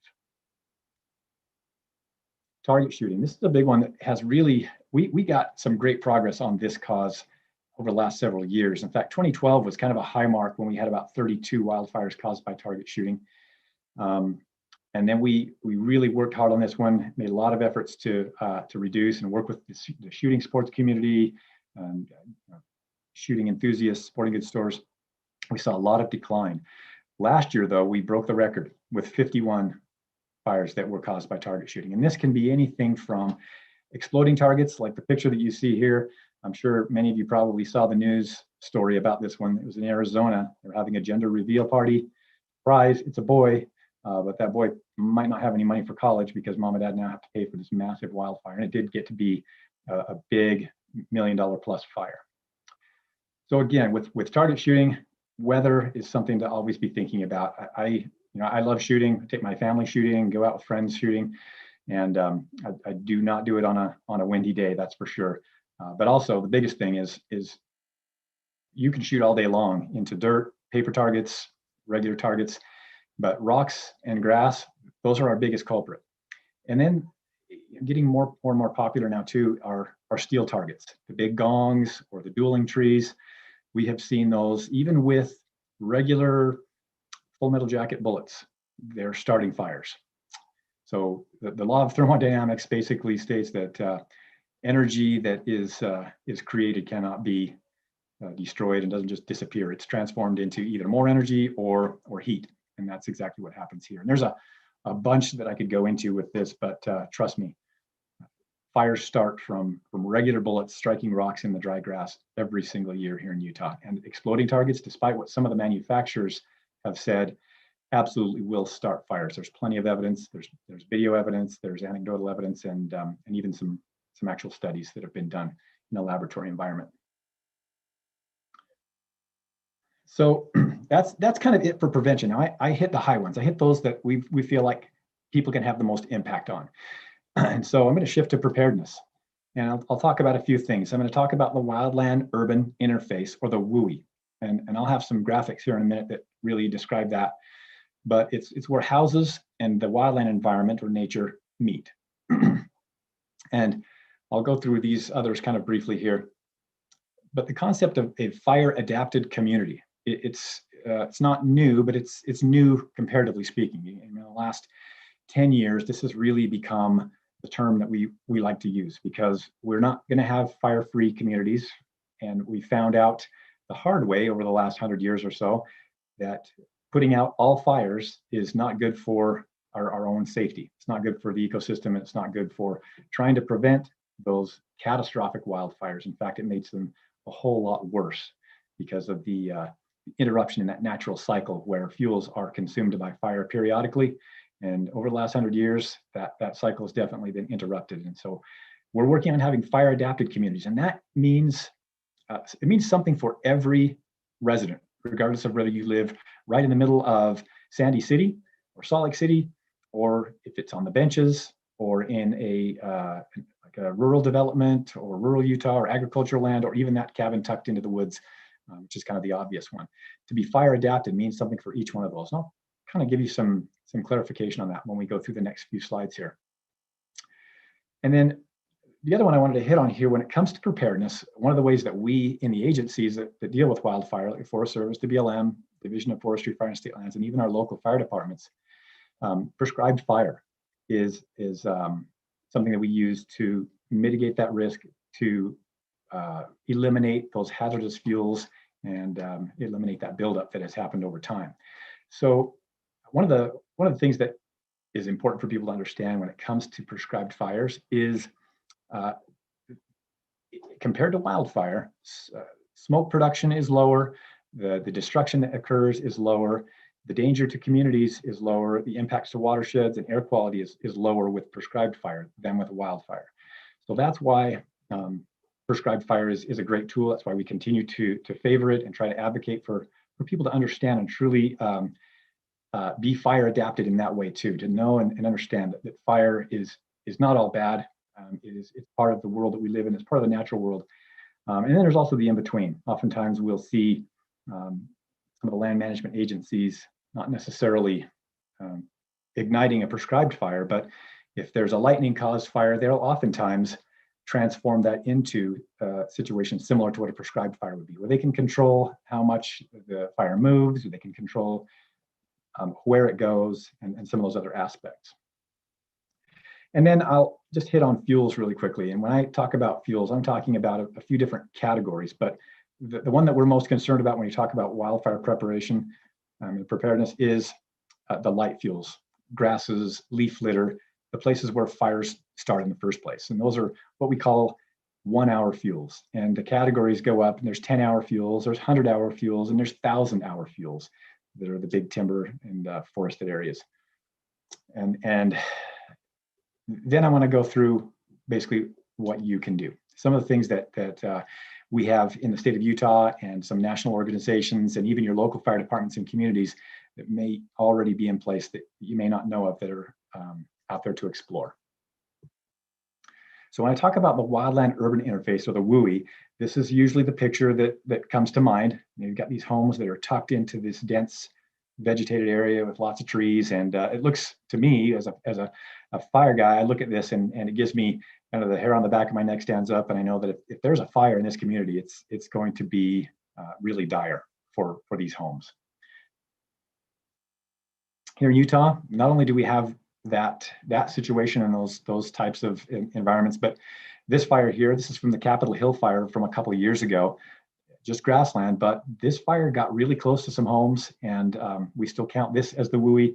In fact, here in Utah, that's probably where most of our WUI is on our bench communities, and all throughout the Wasatch Front, and you know, pretty much any community there are benches, and that's kind of right in that sweet spot, so to speak, of the wildland urban interface. So this graphic here will kind of help you contextualize WUI. So if we start over on the far right, we've got the urban and town center. So if you live right in the middle of Salt Lake City.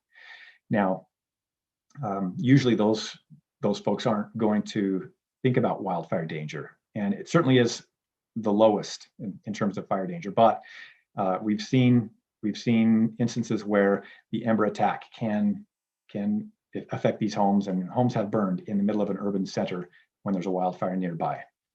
Then there's your general residential, maybe a place like Dimple Dell, someplace like that, where you've got a little bit of vegetation and more trees. Then you've got your suburbs, basically, which to me, when I think of suburbs, out there in the world, I think of the small satellite communities. But for us here in Utah, that's really kind of our bench communities, and that graphic kind of depicts that. It's really where our interface is, and the corresponding graphics above kind of show that. That's our center point. That's our bullseye in terms of houses that are threatened by wildfire. Then there's rural, and rural is usually going to be more spaced out. There's going to be more interruption, not only in fuel, there's going to be more barriers in terms of agricultural fields that are green, ditches, roads, things like that. The homes are not as close together and packed in. And then there's wildlands where the risk goes up a little more. And that's like that picture that I showed first with the home that's just nestled in the trees. But here in Utah, we've got a lot of different wildlands. We've got those heavily forested areas. We've got some desert areas, and kind of the in-between with our pinyon, juniper, and sage steppe habitat, where a lot of people have second homes or property.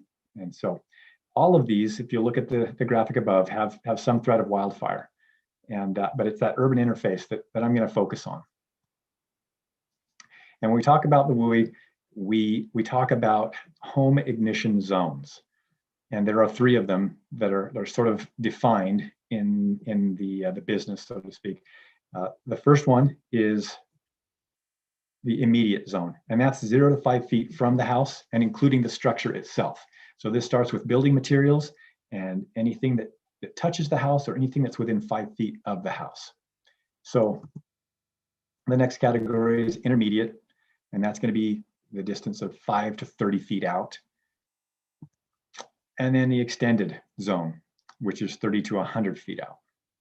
Those are the 3 categories. And so each of these 3 categories has some specific things that can be done.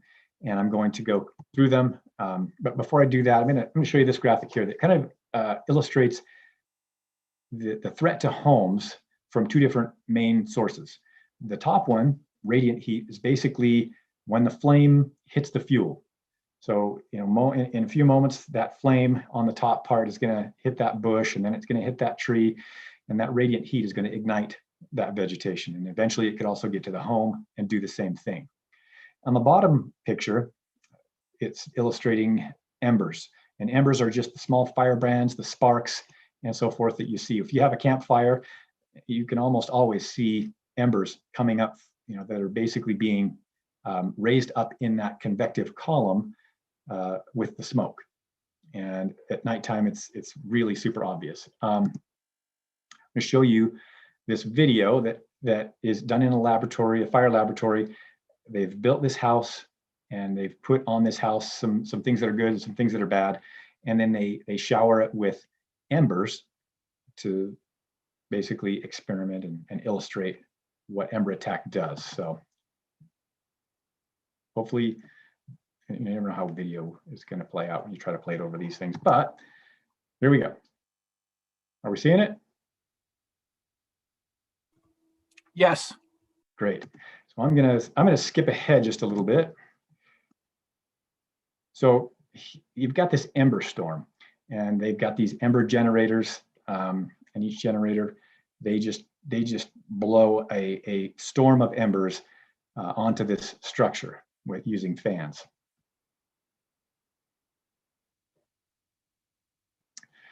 So as you can just see all of those embers, and this is similar to what the environment would be like as there's a wildfire approaching, and at 10 to 20 mile per hour wind. And that's not really that high of a wind. When it comes to a fast spreading wildfire, it's more of an average. But this is fairly moderate, and you can see those embers just pummeling that house. And you can start to see there's a few ignitions happening right there on the rain gutter, and then right down there next to the structure and some of the vegetation. The pine straw ignites in the gutters. That's what they put up there. And then the vinyl melts, and the grassy vegetation down at the base of the home also ignites. So what you're seeing in those rain gutters is actually debris, pine needles. And this roof here too it's an asphalt shingle roof. It's Class A rated, and Class A is, somehow we started that. Class A roofs have the highest rating for fire safety. They're not, this asphalt roof isn't the safest. A metal roof or some other composite material would be more safe, but the burning straw in those valleys will not penetrate the roof or let those flames get into the attic. So that's one of the pluses. You can see as this video progresses, there's quite a bit of fire now, both in the pine needles on the roof, as well as those gutters, and then really down along the base of the structure where they had mulch and vegetation, woody vegetation. They also had some of it was untreated, basically wood shingle, cedar shakes, and there's a lot of fire on it. That was in the prior clip. This is the asphalt stuff here.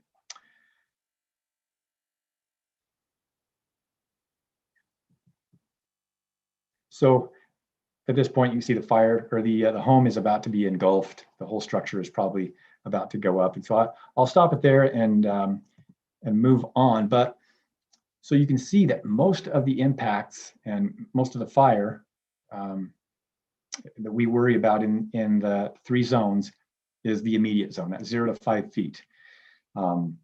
That's where we get most of the ignitions that take a home. Usually, homes that are destroyed in wildfire are not through the radiant heat or the advancing fire, like I showed in that slide a few back. It's that ember attack.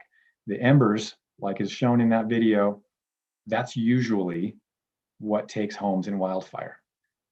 The flame front that comes through on a home that is built with good fire safe materials and has cleaned up, usually the fire will burn around the structure, and those flames won't be enough. They won't be there long enough or hot enough to ignite the structure. It's the small stuff, the combustible stuff. So in this zone, the immediate zone, our vision is to make it what's called the non-combustible zone. We don't want anything there that can catch fire. So that's kind of the vision. And so we talk about building materials, and we talk about the rest of the stuff around the home that could be a problem. So as far as building materials, one of the most dangerous things you can have is cedar shakes or wood shingles. You can see all these cracks and all these crevices where those embers could land and lodge in, and then with the wind, that stuff is just sun-baked and dry, and it will ignite really quickly. Now, that being said, this actual photo and this material that you're looking at is not even wood. These are concrete, or like a kind of a lightweight concrete composite that you can't burn this stuff. But you can see it looks every bit as aesthetically pleasing. It looks really nice to use this stuff, and you still get that cedar shake look on a home or a cabin, which is really nice. But if you've got a wood roof, you're begging for problems in an ember storm. Next one is decks, and you'll see that this deck is cleaned out underneath, and a lot of vegetation, no piles of leaves that have eddied in and gathered around the base. And then also the footings are concrete, so fire is not going to be able to travel up those footings and catch the structure on fire. So your gable vents, this one's big. Embers will go right in those gable vents, land in your insulation, which is oftentimes cellulose, which is basically just fibrous wood, very receptive to embers and super dangerous. So we advise some metal screening behind those. You can go up in your attic, get some 1/8 inch metal screen and staple it all around that so that if there's an ember storm that hits that home, those embers are kept out of the attic. Same thing with this gable soffit and eave soffit. It needs to be sealed like this one is, not open. Embers can get lodged up in the open eaves and gables and get established there as well. So here are the basics that you can do. Clean your roofs and your gutters of dead leaves, debris, pine needles that can catch those embers. That is probably the number one and the easiest thing you can do every year, and probably multiple times throughout summer, especially just depending on where you live. I know my mother-in-law's house, she's got these big pine trees, and several times a year you have to go up and clean those things out of the gutters. Replacing missing shingles, like I said, get in those eaves and those gable vents and install that 1/8 inch metal mesh, reduce embers from being able to get through there and get into your attic. Repair any loose window screens, any broken windows, and then any areas that are below patios and decks, you can screen those in as well. What it does is it not only protects from having those embers move in, but it protects from having leaves and dry grass and other light fuels from accumulating. And then this one also is a big one, moving anything away from the structure that is combustible. Mulch, you don't want to have mulch up against your home. Flammable or woody leaves, plants, pine needles, piles of firewood. You'd be surprised how many people pile a big pile of firewood right against the home. And if an ember lands in that pile of firewood, it will do just what it was cut to do. And unfortunately, will take the structure with it most times. Anything stored under the decks or porches that's combustible should be removed, especially gas cans, lawn mowers, snow blowers, things like that that have gas in them, or at least drain those of fuel if you're going to store them under there. The intermediate zone is that 5 to 30 foot zone. We want to call that, and I have our vision for that one, be the lean and green zone. We want everything in there to be lean or trimmed up and thinned, and also green plant material or grass. Grass is great for this zone. You want to make sure you're clearing vegetation from under those large stationary propane tanks. If you've got one of those, you want to create fuel breaks with your driveway, with footpaths, patios, other features that are part of the structure or part of the layout of the yard, and use those for fuel breaks between vegetated areas. Keep the lawns and the native grasses mowed to a height of 4 inches or less. And then you want to remove ladder fuels, and that's the vegetation under the trees and under the shrubs and everything that allows the fire to basically use it as a ladder and advance up higher into the tops of the trees, into the crowns. And you want to prune trees anywhere from 6 to 10 feet off the ground. And of course, if you did that on a shorter tree, you wouldn't have any branches at all. So common sense, and about 1/3 of the overall tree height is good for those smaller trees. And then there's some guidelines on tree spacing, minimum of 18 feet between the crowns of the trees. And the distance increases with slope. If you're on the side of a hill, then that distance should increase. And there's a lot of good information I'm going to share with you at the end, where you can find some reference material that will basically be in the form of handbooks and guides and everything to help with some of this stuff. Tree placement is important. You don't want to place a tree that when it gets mature, that the canopy is going to be closer than 10 feet to the edge of the structure. If a tree gets involved and it's closer than 10 feet, you've got a very high chance of igniting the structure. And then in this intermediate zone, any trees and shrubs should be clustered. So small groups with breaks in between, because then if you do get that ember that lands in the middle of some flammable vegetation, maybe you'll have a spot fire in the middle of your intermediate zone, but there's not that continuity where the fire can keep advancing and spreading toward the home. This is just kind of an illustration of what I mean when I talk about ladder fuels. The bottom, or the before, has a lot of younger trees. It's got some deadfall, and it's got limbs going all the way to the ground in some cases. And then up above, or the after, everything's nice, neat, and clean. There's some spacing there. Everything is 6 to 10 feet up off the ground. So fire moving through there, it might be ground fire because there's always going to be in a circumstance like this, there's always going to be stuff on the ground to burn, whether it's like grass or leaf litter, pine needles, anything like that. But a ground fire is not nearly as threatening and catastrophic as a crown fire that would probably happen in the before version of this one. So then the extended zone, which is the 30 to 100 foot, we want to make that one and have our vision be the reduced fuel zone. Because now we've got a lot more real estate. If you've got a big lot, then heavy accumulations of ground and litter debris, piles of wood, that's a big no-no. You need dead plant material, got to get rid of that stuff. Small conifers that are growing between the mature trees or underneath them, they're basically ladder fuels or trailer fuels. And then any vegetation that's right up next to storage sheds, outbuildings, and other structures should also be removed. You kind of can treat those structures as if they have their own immediate zones of 0 to 5 feet. Any trees within 30 to 60 feet of the home should have, I'll have to minimize this, have at least 12 feet between the canopy tops. And then if it's 60 to 100 feet from the home, should have at least 6 feet between the canopy tops. So you can see it kind of decreases as the distance increases. Here's a little illustration of that. You can see the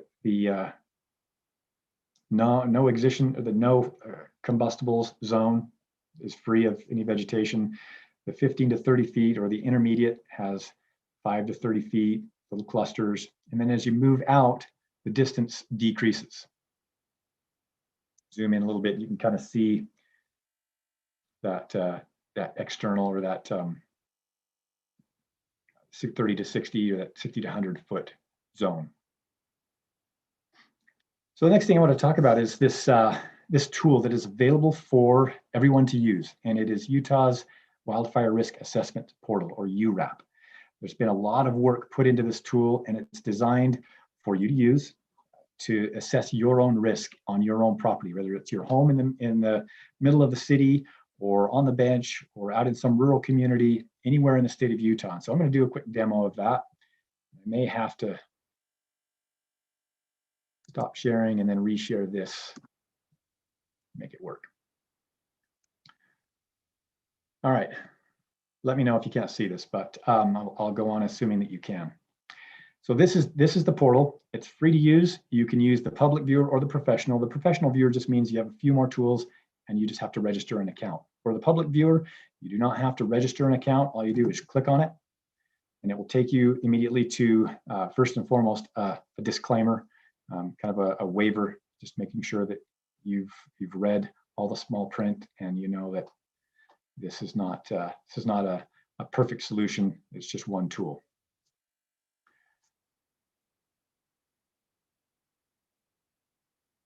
Okay, looks like I already clicked that. So we see a map of the state of Utah, and I'm just going to choose kind of just some area over here, and I'm going to zoom in. You can see there's some colors here. Green, and that's low fire risk, all the way up to orange and red, and that dark red is the highest fire risk. So if I just kind of zoom in, what I want to do is use some of the tools over on the left.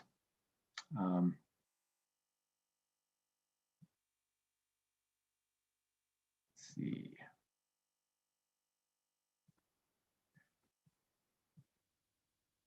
Looks like this is keeping my prior view, so it looks a little bit different. But when you get on here, you can reduce these layers so that they kind of go away, and then you can see the actual map. So if I click home here and go back, I'll try that.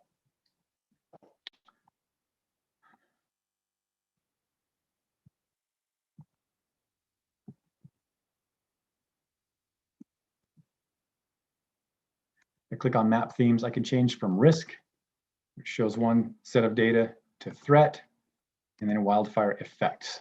You can read more about these in these little tabs that show the information. I'm going to keep it on wildfire risk. I'm going to reduce the opacity of this layer, and now I've got a map. And I also want to change the base map to be an aerial view so that I can see where my place is. Oh, okay, so let's go over here.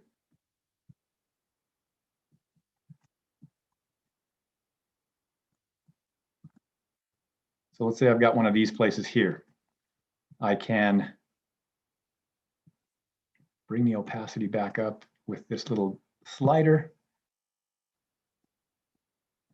And it looks like here my risk is fairly low, my threat fairly low, and the effects are a little higher. So there are a bunch of different factors that go into this, but if I click here, and if I click right on this button that says assess your location, I'll get a report. It says here it's very, very low, has some information preliminarily, and then I can click here and download the full report. It'll make me enter a report. I'll just make up a name. And it'll generate a PDF. It's about 4 pages long that gives me kind of the basic layout of the land in terms of fire danger, fire risk. And it will also give me kind of the basics of what I should be doing on my property as far as preparedness and risk reduction. Talks about the expected fire intensity. The report includes precautions and preparations and gives you some goals and some things that you can start doing right away. So this is something that anybody can do, and it is a really granular tool. You can go right down to a single lot level. Really super helpful. So again, that website is utahwildfirerisk.utah.gov.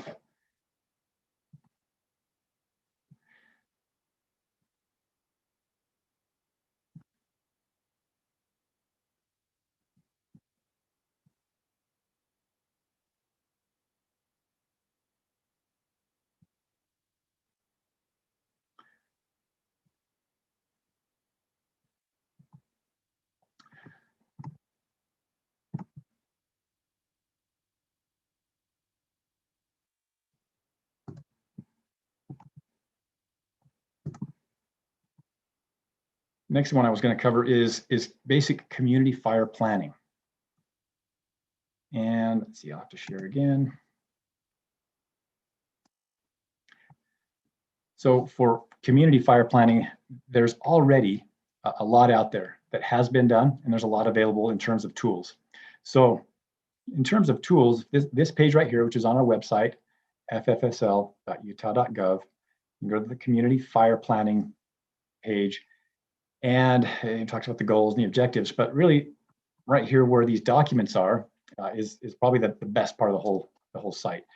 You've got a 2017 list of completed wildfire community preparedness plans. So you may already be living in a city, town, or HOA that has a CWPP.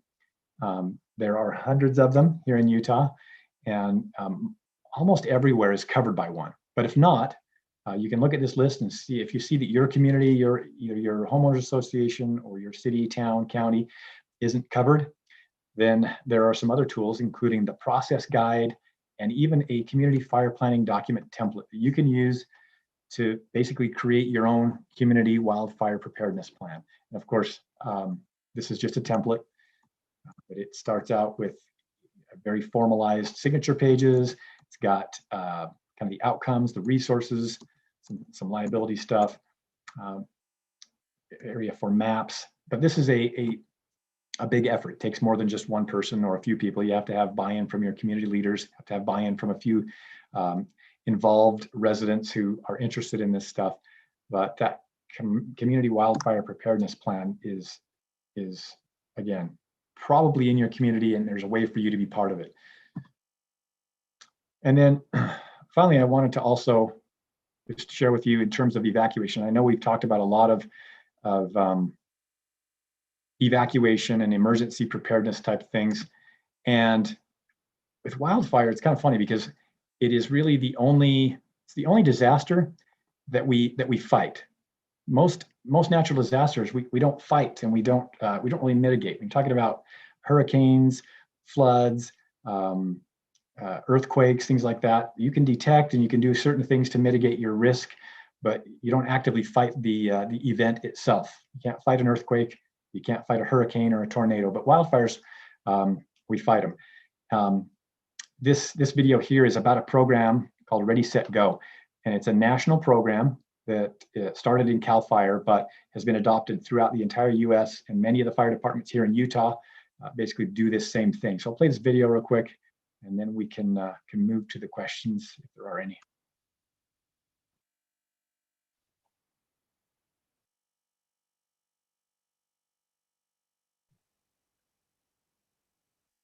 Is there audio, Jason? Say again? Are we I was not seeing it? hearing any audio. Was No there audio? with it? Yeah, the audio is playing for me, but maybe not for you. So if you want to, I will put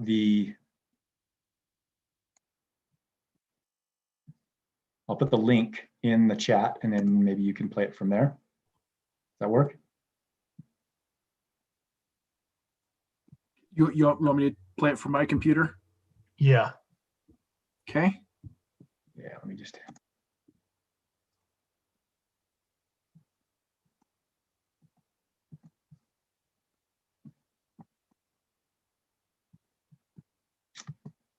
Or Jason, if you just want to try and share again, but this time when you share, say optimize video.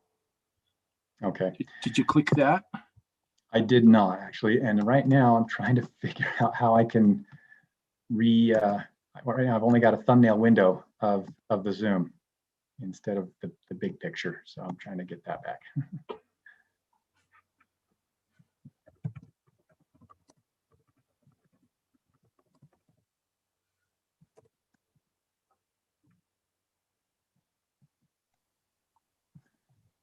Meanwhile, maybe I'll type this in here, and you can, if you want to share it from there, and I'll try to figure out how to get back on here.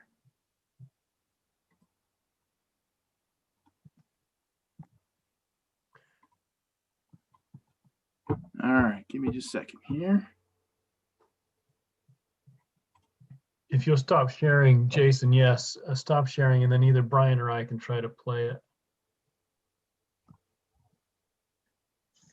I have it. Do you have it, Brian, or I have it? Go ahead. Okay. Make sure you optimize video.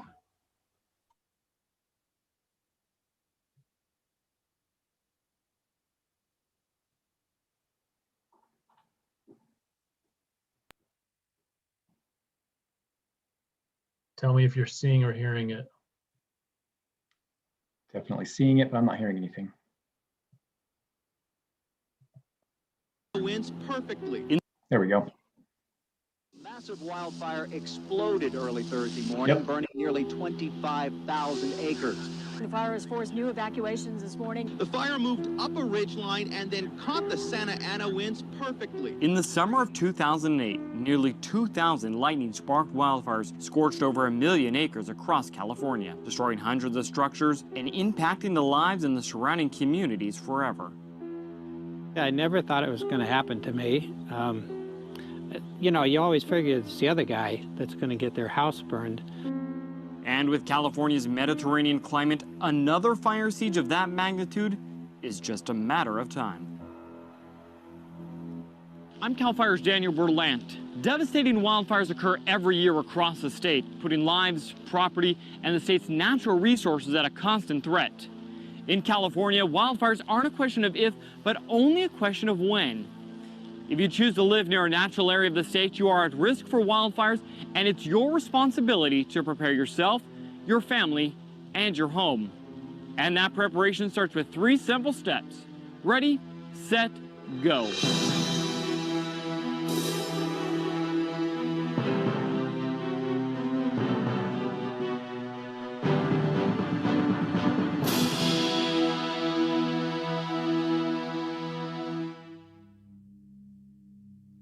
Getting ready before wildfire happens is a vital first step in protecting yourself and your property. Beginning in the spring months, well before the peak of fire season, you should carefully assess your property and start taking steps to prepare for the hotter months to come. As firefighters are responding to fires throughout California, one of the most important things they can look for is defensible space. Defensible space is the required 100 feet between your property and the surrounding wildland area. Defensible space has consistently been shown to be the best, most practical first line of defense for your home against wildfires. Adequate defensible space provides a barrier to slow, or in some cases even halt, the progress of fire that would otherwise engulf your property. It also helps ensure the safety of firefighters while they defend your home. I'm going to have to go to homes that provide some type of clearance for my firefighters. I cannot go to a home that needs has brush and everything growing right up to it. I've got to pick a home where I can safely make a stand, and if we get stuck there, that we can survive it as well.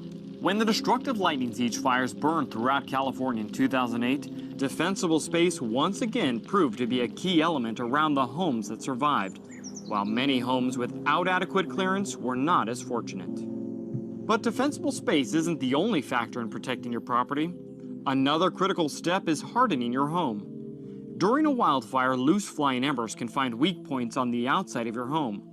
Hardening your home means reinforcing these vulnerabilities. CAL FIRE Battalion Chief Nick Schuler demonstrates some of the components of a well-defended home. As you see here, they have an excellent green belt around their home. All of their trees are limbed up, so there's no dead and dying vegetation around their home.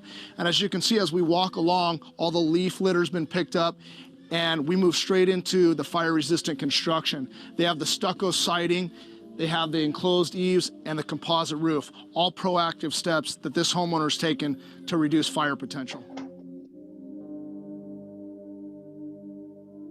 Now that you have your home ready for a wildfire, it's time to get set by preparing your most valuable assets, your life and the lives of your family. You should start by creating a wildfire action plan. A wildfire action plan gives you and your family a chance to plan out and write down important information and special preparations that you'll need to take as a wildfire approaches. As part of your wildfire action plan, you want to sit down with your family and talk about things like escape routes, what roads are you going to take when you leave the house, and the other thing is where are you going to go. You want to have a meeting location. Your family's plan will be unique depending on your circumstances, so it's vital that you practice and update it regularly to keep everybody prepared. It's also important to plan which belongings in your house you'll need to take with you in case of evacuation if you have time. Prepare what you're going to take with you when you leave. There's nothing worse than packing up to leave and you realize you didn't take anything that you really wanted to. You took stuff that just was the first thing you saw. Wildfires can move quickly and can change direction into a surrounding community without warning. With the assurance that your home is now well defended and your family's wildfire action plan in place, when a wildfire approaches, you're now ready to go. During a wildfire, emergency personnel may not be able to warn everybody, so it's up to you to take the initiative to stay informed by listening to the TV or radio for announcements. If an evacuation is imminent, it's time to set your wildfire action plan into motion. Don't wait to be ordered to leave your residence, just go, and go early. By leaving early, you give your family the best chance of surviving a wildfire. Follow the directions of fire and law enforcement, and if you feel threatened, you need to go ahead and get out of that home. We have a lot of systems in place to notify you of that, but you have to be willing to get out and get out early. Although wildfires can be unpredictable, destructive, and deadly, they're an undeniable part of California's wildland. Wildfire is coming, and it's the steps you take now that will ensure you, your family, and your home have a fighting chance when it happens. For more information on how to prepare for wildfires and for a wildfire action plan checklist, visit readyforwildfire.org. Okay. So that Ready, Set, Go is an important thing, and fire departments all across Utah know about that program, and they preach it. Be ready, get set with that plan, and go whenever the evacuations are called for. So that pretty much concludes things for the presentation, and if there's any questions, we can address those. Yes, Jason, thank you very much. Excellent. I loved the graphics, the visuals there, the risk map, great information. A couple of questions. First one was, in the state of Utah, how many gallons of gas can one store?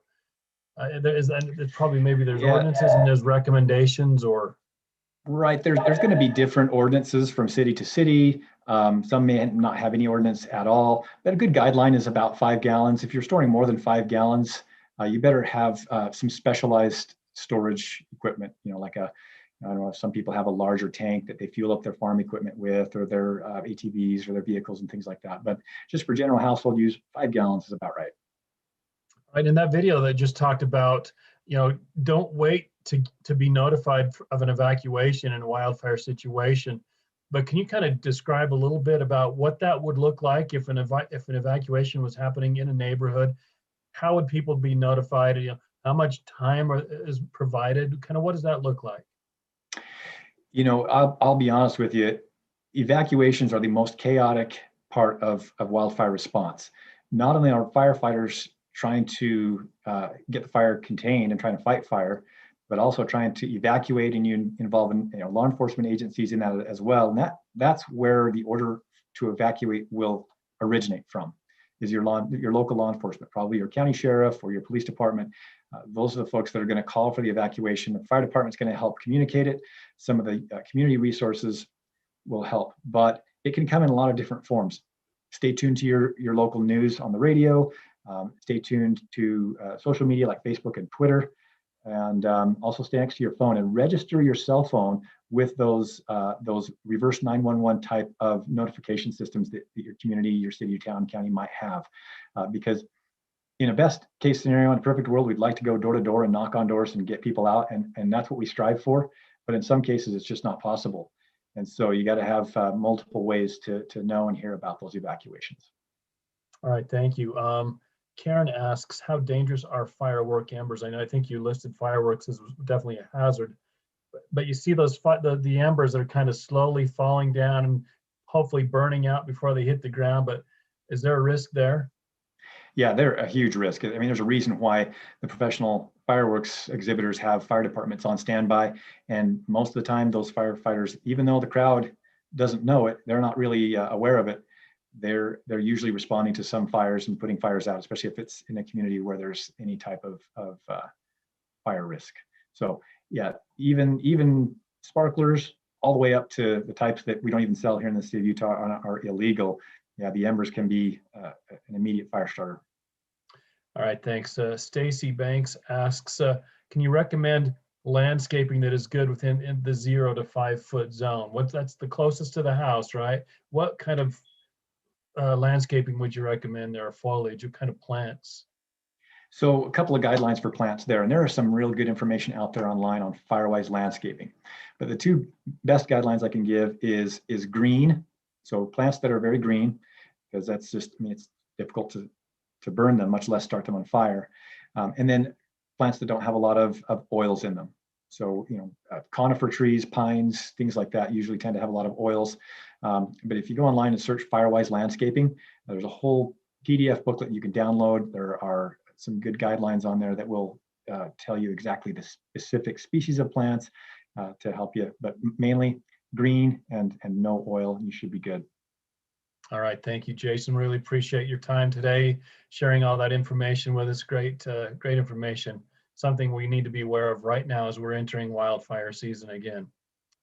All right, and that is going to bring this day's webinar to a close. We want to remind you again, go to the link there to provide feedback for this presentation and any of the other presentations that you saw today. Any of the earlier sessions, you can select the session that you saw. You can repeat that process for each of the sessions that you saw on that survey. The link is the link will be placed in the YouTube chat window there. We want, again, thank you all for joining us today, and hope you will join us again tomorrow at this same time from 1 to 5 right here at the same location, youtube.com/BeReadyUtah. We want to thank each of our presenters today, our webinar planning team. We couldn't have done this without everyone's help and support. Just a couple of quick reminders. Coming up April 15th is the 10th edition of the Great Utah Shakeout. Please join us for this annual drill by registering at shakeout.org/Utah. Also go to bereadyutah.gov for more emergency preparedness information, similar to what you heard today. And again, remember to fill out the survey questions, the feedback questionnaires. And we will have a final overview or overall webinar survey for the entire event tomorrow afternoon. So please join us again tomorrow for that, in which you'll be entered into a prize drawing if you complete a survey for the overall webinar feedback survey. So please come back tomorrow and be able to enter a prize drawing. Watch also, these sessions have been recorded and they will be available again at the Be Ready Utah YouTube channel, as well as those from our November webinar.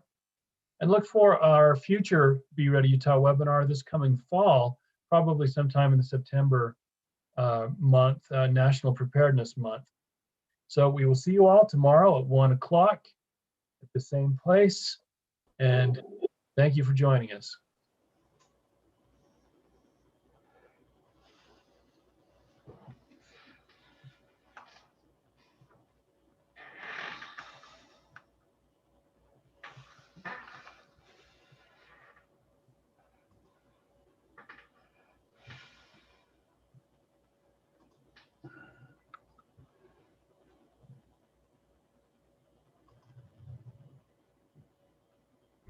Are you a frontline worker who works closely with the public? You could receive up to $400 compensation and free weekly COVID-19 testing for participating in a CDC Recover study. Email, call, or visit our website right now to learn